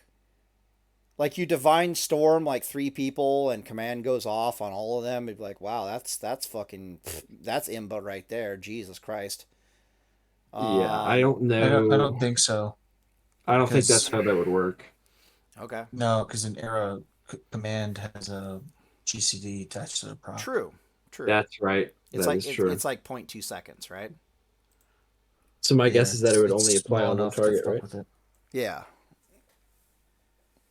Huh. Okay. Okay, thank God for that, which actually might be a little bit in favor of something such as Seal of Righteousness, interestingly enough. But you Yeah, but you that's could something I'd like to see. you could be a super a special boy and find a way to seal twist justice and hit three fucking people with it and see what happens. Oh my God. Can you imagine? That would be like doing that would be like doing a whirlwind with like a mace spec warrior. Like, shut the fuck up. Yeah, People would be that'd be like, what the crazy. fuck is this shit? Yeah, that would uh, actually be pretty nuts. that would be actually kind of hilarious. What the hell? I was looking for something. Oh yeah, yeah, Paladin. I was wondering, is it opportunity costed against? Yeah, Divine Storm is opportunity costed against Seal of Martyrdom. Because I was like, well, if you could Divine Storm and Seal of Martyrdom, that would work. But nope. So yeah, that might be a benefit for Seal of Righteousness. Come to think of it, fascinatingly enough. Not that Seal of Righteousness hits all that hard. Don't get too excited. Seal of Righteousness hits for like, I think it's like 120 damage, give or take. 110, 120 with a two-handed weapon in Era. That's if you got a little bit of spell power behind it. If you don't have spell power behind it, I think it's like 90. So she is limp dick, don't get me wrong, but she's also a free seal. And she does ×2 proc things. Oh, fuck, I forgot about the ×2 proc. Divine Storm, Seal of Righteousness, ×2 proc. Alright. Okay. Oh boy. No, you don't understand. Dark Edge of Insanity, Seal of Righteousness, Seal of Justice twist. Oh boy. Divine Storm. Imagine just Dark Age of Insanity with Divine Storm, just in general, like just telling everyone to shut the fuck up. Like, ah! Oh my god. What were they thinking? Crazy mace. Like, what were they thinking, man? No, that's gonna be so stupid. Dance for me, bitches. It's like, oh fuck. What about Flame Wrath? Oh no! Oh my goodness. Don't tell Drakova. Fuck. Oh my god, Flame Wrath. That's gonna be so stupid. And you could also do something annoying as hell. You could have like a macro where you're literally like wreck bombing somebody and then you're weapon swapping and divine storming with that piece of shit. I don't know. I could be wrong about this, but I think when you swap weapons, there's like a 0.3 second GCD where you can't actually click anything. Am I right about that? So you can't just weapon swap and then activate an ability immediately. But I'll have to test it. Yeah. There's like a slight window. Yeah. Okay. But still, that would be bullshit. Flame Wrath is bullshit. But then again, if you're going Flame Wrath, you might as well wreck bomb them and AoE them with Flame Wrath. And it'll ×2 proc on everything. And what's it opportunity costed against? Let me look. Divine Storm, it is opportunity costed against Aegis, thank God, otherwise that would be terrifying. But I suppose Flame Wrath, you want people to hit you. Jesus Christ, there's so many broken fucking things in classic World of Warcraft. I don't know what to tell you. What are some of the other broken things that if you could apply it ×2 proc it against everybody, it would just be bullshit? Even Edward the Odd would look stupid if you were Divine Storming with it. If we're being honest. Yeah, I guess. Frost Oil. Jeklix Crusher. Jeklix, yeah, I am painfully aware that Jeklix is going a little Super Saiyan. He's quietly going Super Saiyan over there. I wanted to keep that information to myself, but thank you very much for that, Minno. Oh, Piece of shit. Dude. Sulfuros. What's Sulfrost? Sulfuros, the Hand Ragnaros. Oh. Fireball proc. It's called Sulfuron, you dumbass. No, it's called Sulfuros. Look it up. Okay, I'll believe you. I hate the fact that you have that and I don't. Just stop talking to me right now. Yeah, Dark Edge of Insanity is worse. Like, let's be honest. That's going to be more cancer than Hand of Rag going off on a bunch of people. Oh, yeah. Oh, what? There's got to be some crazy fucking weapon I'm not thinking about. I thought about Manslayer. I thought about him. Not the worst thing. There's also Bone Reaver's Edge. Oh, fuck. Yeah. Okay. Earthshaker. Oh, no. Earthshaker. Oh, no. Oh, no. Most of the MC procs are terrible for this. No, Dark Edge procs like crazy, right? You have one of those. Yeah, I have one. It procs a lot. Yeah, no, Dark Edge is going to be the cancerous ass. We've seen it on Warriors with Whirlwind, I think, and it's a little cancerous. Yeah. It's quite annoying. Yeah, except now we have Reckoning, except we ×2 proc, and we have Reckoning charges, and now we have a Whirlwind. So, yeah. Nope, I'm sold on Dark Edge. The other reason I'm a little sold on Dark Edge is that it is a 3.5 weapon speed weapon. And if you know anything about stun bombs and time duration, 3.5 is actually really, really good. Unlike 3.8, for example. Yeah. So, which I find interesting. Dark Edge is also cancer because when it procs, you can heal yourself off it because it is a 3-second dance around, I do believe. Is that right? It's 3 seconds. I know you can heal off it. It's 3 seconds, and it also doesn't break on damage. What? Yeah, it's Okay. the only disorient in the game that doesn't break on damage. Okay. It doesn't share DR with stuns, if I recall correctly. No, it's completely different. Yeah, it's its own DR. Yeah. Fucking hell. Yeah, Yep. you seal twist justice and AoE with that fucking thing and see what happens. Somebody's getting something. Man. Somebody's fucking getting something. Something you don't like. Something you're not happy about. So stupid. You're gonna jump on a flag carrier, like bomb the crap out of him and AoE this shit all over the place, and people are just gonna be like, duh. Oh my god. It also doesn't have the eternal cooldown on the proc anymore. What? They got rid of that. What? That's true. We're talking about Dark Edge still, right? Yeah. Yeah. Well, it used to have an internal CD. So they got rid of. Yeah, the procs used to have an eternal CD, all of them. Okay. To mess with proc rates. Right. Except Frost Oil. Frost Oil didn't give a fuck. Yeah. But then they removed it. And then there's a very short list of like 20 items that still have it. Yeah, I remember. Okay, I remember specifically what he's talking about. He's talking about the thing where it was like, if you were in a GCD, you couldn't proc shit like this. Mm-hmm. Yeah, that one. So if you were in a GCD, well, we're paladins, so we're theoretically never in a GCD, so we don't notice. But yeah, if you were in a GCD, like shit like Frost Oil and whatnot would not proc, and that's what they got rid of. I didn't realize it also worked for Dark Edge. Interesting. It was they got rid of it for weapons, but Shadow Oils, Frost Oil doesn't have it, but Shadow Oil still does. Shadow Oil still has its 10-second ICD, internal cooldown. But that makes sense because I swear to God, if Shadow Oil did not have an internal cooldown, it would break Classic WoW instantaneously. Like, I am not joking. 15% chance to proc, 60% spell power ratio Shadow Bolts. I personally think they should remove the GCD, specifically because without it, melee hunters and spell power hunters, spell power rogues just aren't a thing. And I was kind of sad to see that they weren't a thing in Classic World of Warcraft. And then when I learned that they're specifically not a thing, because Blizzard says, no, fuck you, nobody's going to be overpowered with this fucking Shadow Oil shit, that kind of made me sad. Yeah. But they brought back melee hunters, sort of.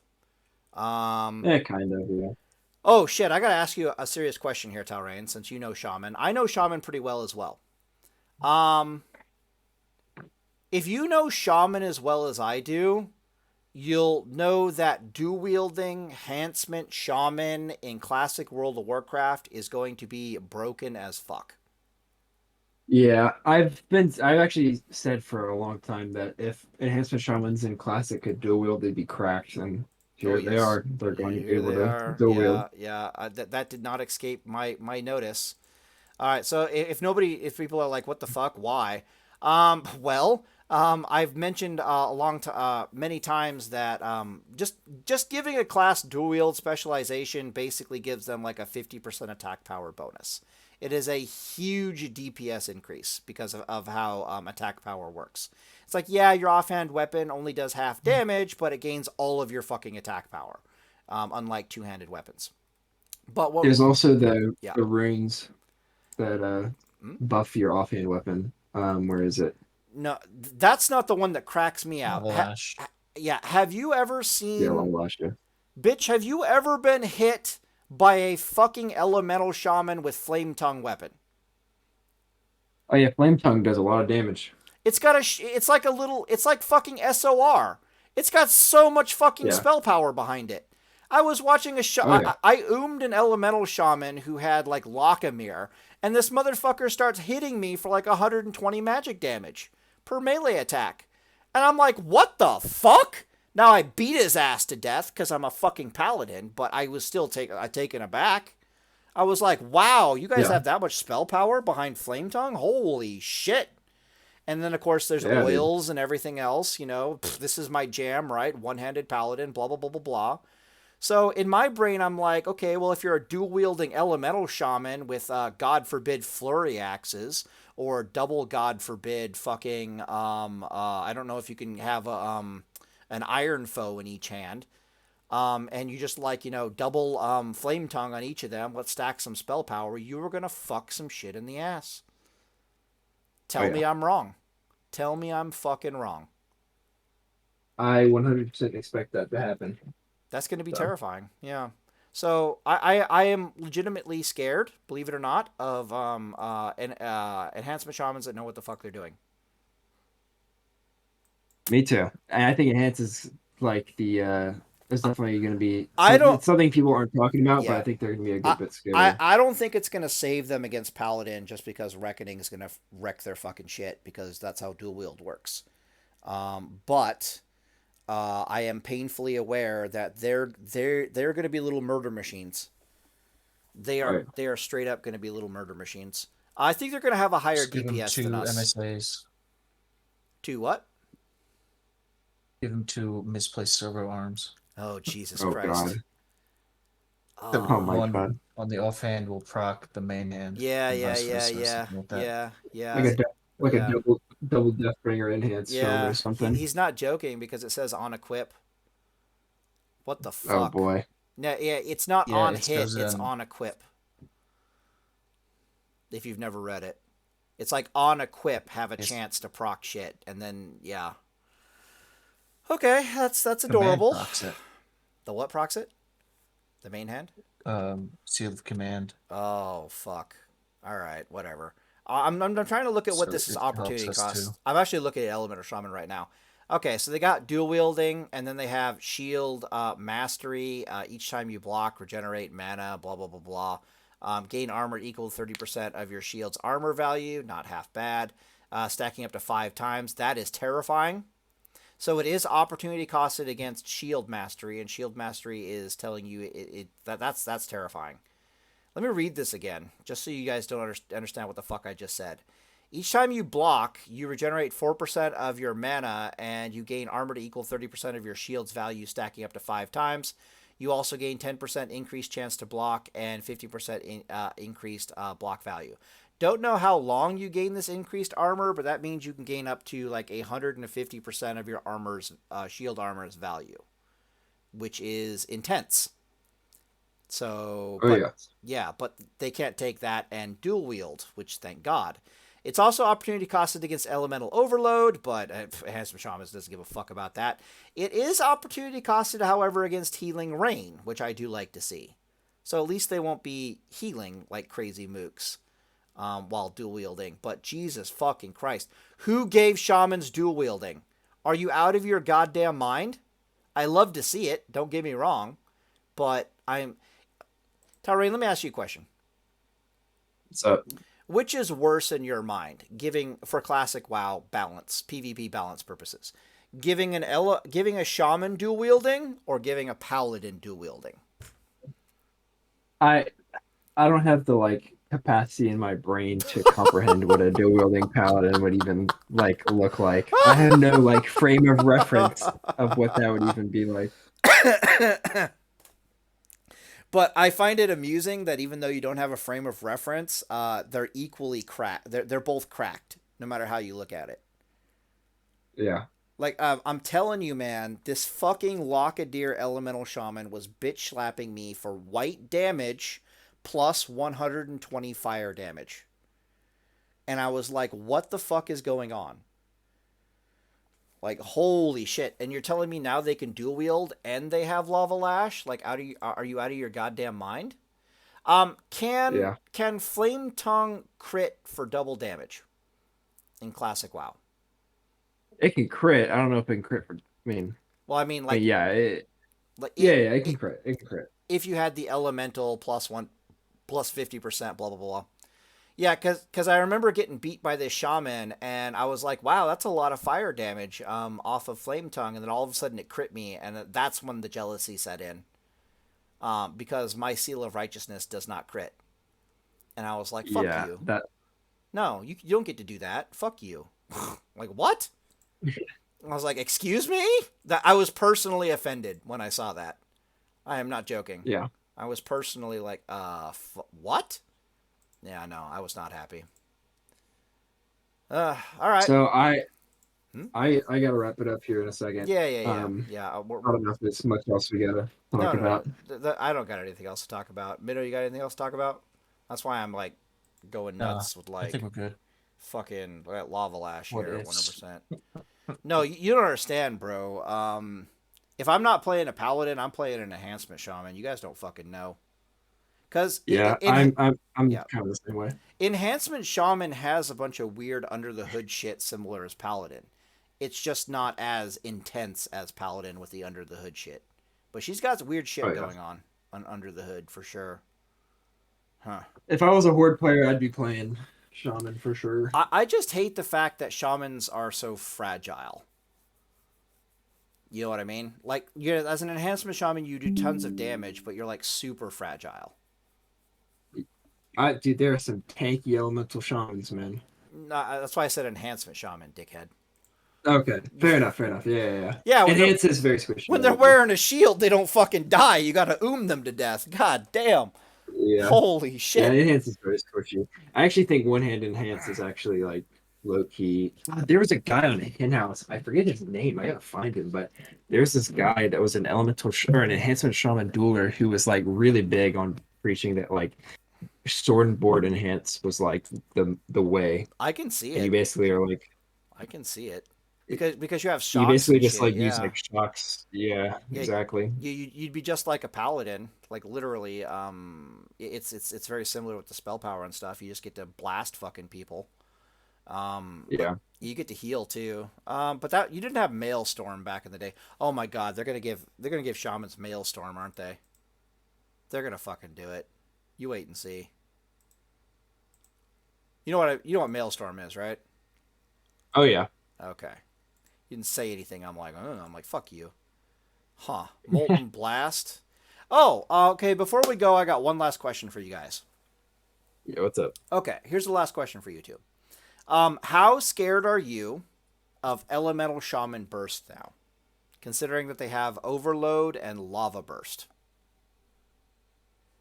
I think Ellie uh is actually went from being like one of the best PvP specs to just being one of the best specs in the game. I Okay. think I watched a video about it today about this guy theorizing that Hmm. like what it could look like at 60 given the gear that's in vanilla and the runes and everything. He was talking about Mm-hmm. I couldn't quite follow the math because I'm dumb, but he Let was me guess. basically breaking it down. 7,000 burst damage. It was like a lot. It was like Yeah. 6, 7K Yeah. burst. Yeah. Yeah. Yeah, He's. he was basically breaking it down of how like Oh yeah. It yeah, it's this six class seven is k without insane. without breaking a sweat. Yeah, I can see that. And it's more mana efficient now. Yeah. And it's Yeah. You're right. tankier. Yeah. You're right. You're right. Like Uh. it's harder to kill because they've got a shamanistic rage, which is Yep. 20% damage reduction and mana regen, which Yep. the biggest problem of shamans was mana regen. So like Well, that in my plus in my opinion, that doesn't fix overload. it for shit against a paladin, but other people are yeah. Oh wait, let me read Yeah, this. I What's it mean, say here? Mana regenerated per second equal to 15% of your attack power, 10% of your spell power, or 6% of your healing power. So 10% of my spell power mana regeneration per second. And an elemental shaman can probably have maybe 600 at best. It's probably about 500 spell power if we're being reasonable. Which means they're regenerating 50 mana a second for 15 seconds. That's 750 mana. That's not nothing, but it's not bad I don't think it's combined with enough. their MP5. Like, yeah, I mean, it's not enough, but I mean, Yeah. it's definitely good. And I mean, and they're taking 20% less damage that whole Yeah, time it's too. it's definitely that. A lot of elemental shamans were saying, "Fuck shamanistic rage, take Way of Earth." Basically, rock by the damn it, what is it? Let's look at Not this. no, not Way of Earth. Oh yeah, Earth Shield. My bad, Earth Shield. But it's Earth. basically I the mean, same yeah, thing, Earth except Shield is pretty I nice. guess yeah, you're increasing your tankiness, but I guess you don't get the mana back, which is a problem. All right, whatever. Minnow, any thoughts? Elemental Shaman Burst. Yeah, they better put in that damn nature reflector. Fucking true, dude. Nature reflector. Where's it at? Give us a fucking nature reflector. You want to know what I thought when I saw the new Elemental Shaman burst? The thought that came to my mind. What's that? I was like, "Wow, that's cute. I guess I'm super lucky. I have that 190 fucking fire resist normal standard build paladin. Like I didn't give a fuck. I'm like, please lava burst me. I don't want to see lightning Yeah. bolts. I, the nice thing of lava burst is that I can fire reflect it back, which is nice. Oh yeah, I just forgot about that. Fuck that. It also won't be Yeah. super good on us because it'll only auto crit if they put flame shock on you. And again, I'm like, please flame shock me rather than earth shock me.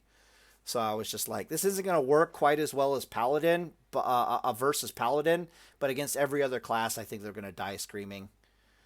You know what I mean? I'm like, specifically as Paladin, I look at that and I'm like, yeah, it's not that scary. But then every other class is probably like, what the fuck did you just do? Like, holy shit.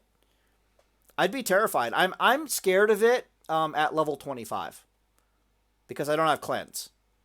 So they're gonna flame Yeah. shock me, and then they're gonna be like, "Hey, oh, have 400 damage." And I'm gonna be like, "Actually, it's not gonna be 400 because they don't have 100% increased critical strike damage yet, but it's gonna be 300, and I'm not gonna be happy about it." So yeah, I think it's broken.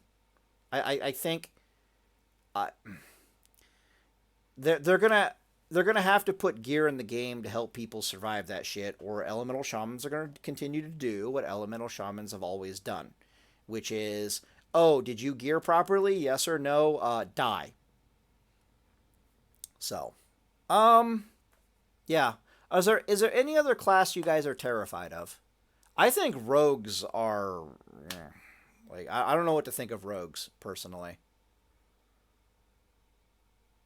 Rogues will be the same that they've always been. I'm not worried about rogues. They get to stack up a bunch of more poisons than they used to, but there's ways to deal with that, believe it or not, that we've learned in TBC I'm basically. So I'm gonna be playing a dwarf, so there's I that. couldn't be asked Yes, there. yeah. You're just like, and we're reckoning paladins, so there's that as well. It's like, just give me my Dwarf or throw. yeah, just give me my charges and shut the fuck up and die. Like, know your place. This is classic fucking WoW. This is not TBC. Get the fuck out of here. It's like, oh, that's adorable. You have all this new stuff. Just did they give you did they let you remove stun with your trinket yet? No, they didn't. Oh, okay, that's cute. Die.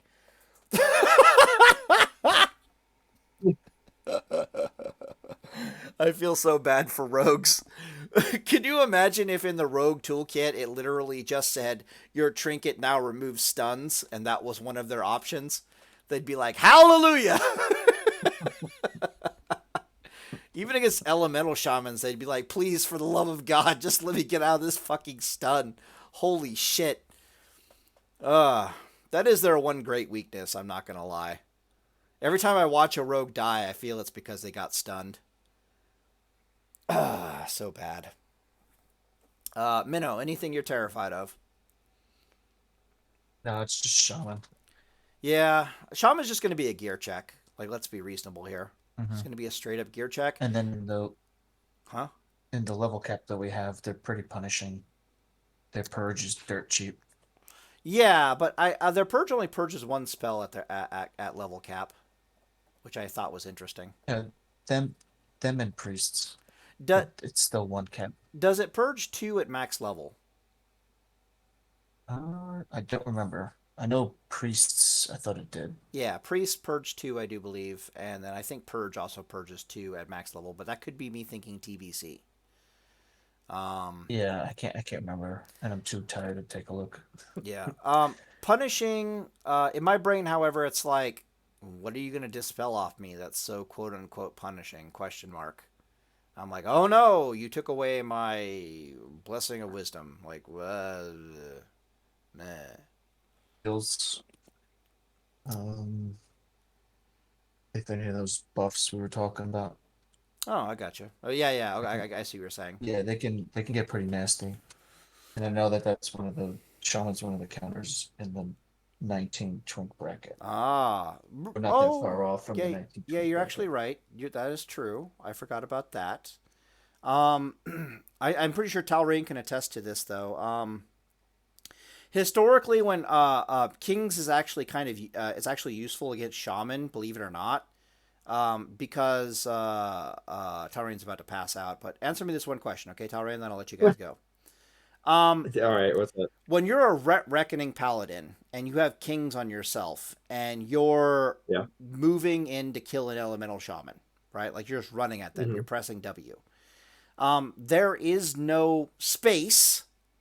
That might not even be true. Is there it? Does the shaman just run away a little bit and then purge you and then go for the burst? Is that how that works? If Or they're a good shaman, they'll do that. If they're a dumb shaman, they'll just try to do damage. And that's why you start with kings because it okay, gives you. You got to think of it like, yeah, think of kings as like like a mini AGM, like a little health shield because it yeah, just gives you the a little extra health to protect against the yeah, initial hit. yeah. Because right before you get to them and you deliver the good news, whether you have kings or not is irrelevant. It's basically turning into might right before you bitch slap the crap out of them. So you don't care if it gets purged off because it's literally just might bomb, stun might bomb. You get the idea. Yeah, yeah. Kings is not like some paladins have the idea that like kings are just buffs in general. Like you're gonna be fighting the whole time with this buff. Like no, if you're a paladin, you're gonna be swapping buffs constantly. Kings is there so that it's to help you in the initial joust, the initial contact. Yeah, yeah. It's a burst protection buff, literally. Yeah. Other than that, it's basically useless because you're just going to be freedoming yourself. You're going to be mighting yourself. You're going to be wisdoming yourself. It is what Yeah. it is. No, I like kings. Don't Hmm. get me wrong, but I've never seen well, I don't use kings, so I guess I can't talk. But I never see shamans try to run away and purge me in BGs before going in to try to blast the crap out of me. I just never understood why. I'm like, what are you doing? Why aren't you bothering to purge? But then I'm like, well, okay, what are they going to purge off me? Are they going to purge my blessing of sanctuary? Like, what do you fucking do? They should, but they don't. So whatever. Hmm. All right, guys. All in the video here, and Deus Volt, boys. Day is full, gentlemen. All right. All right, boys.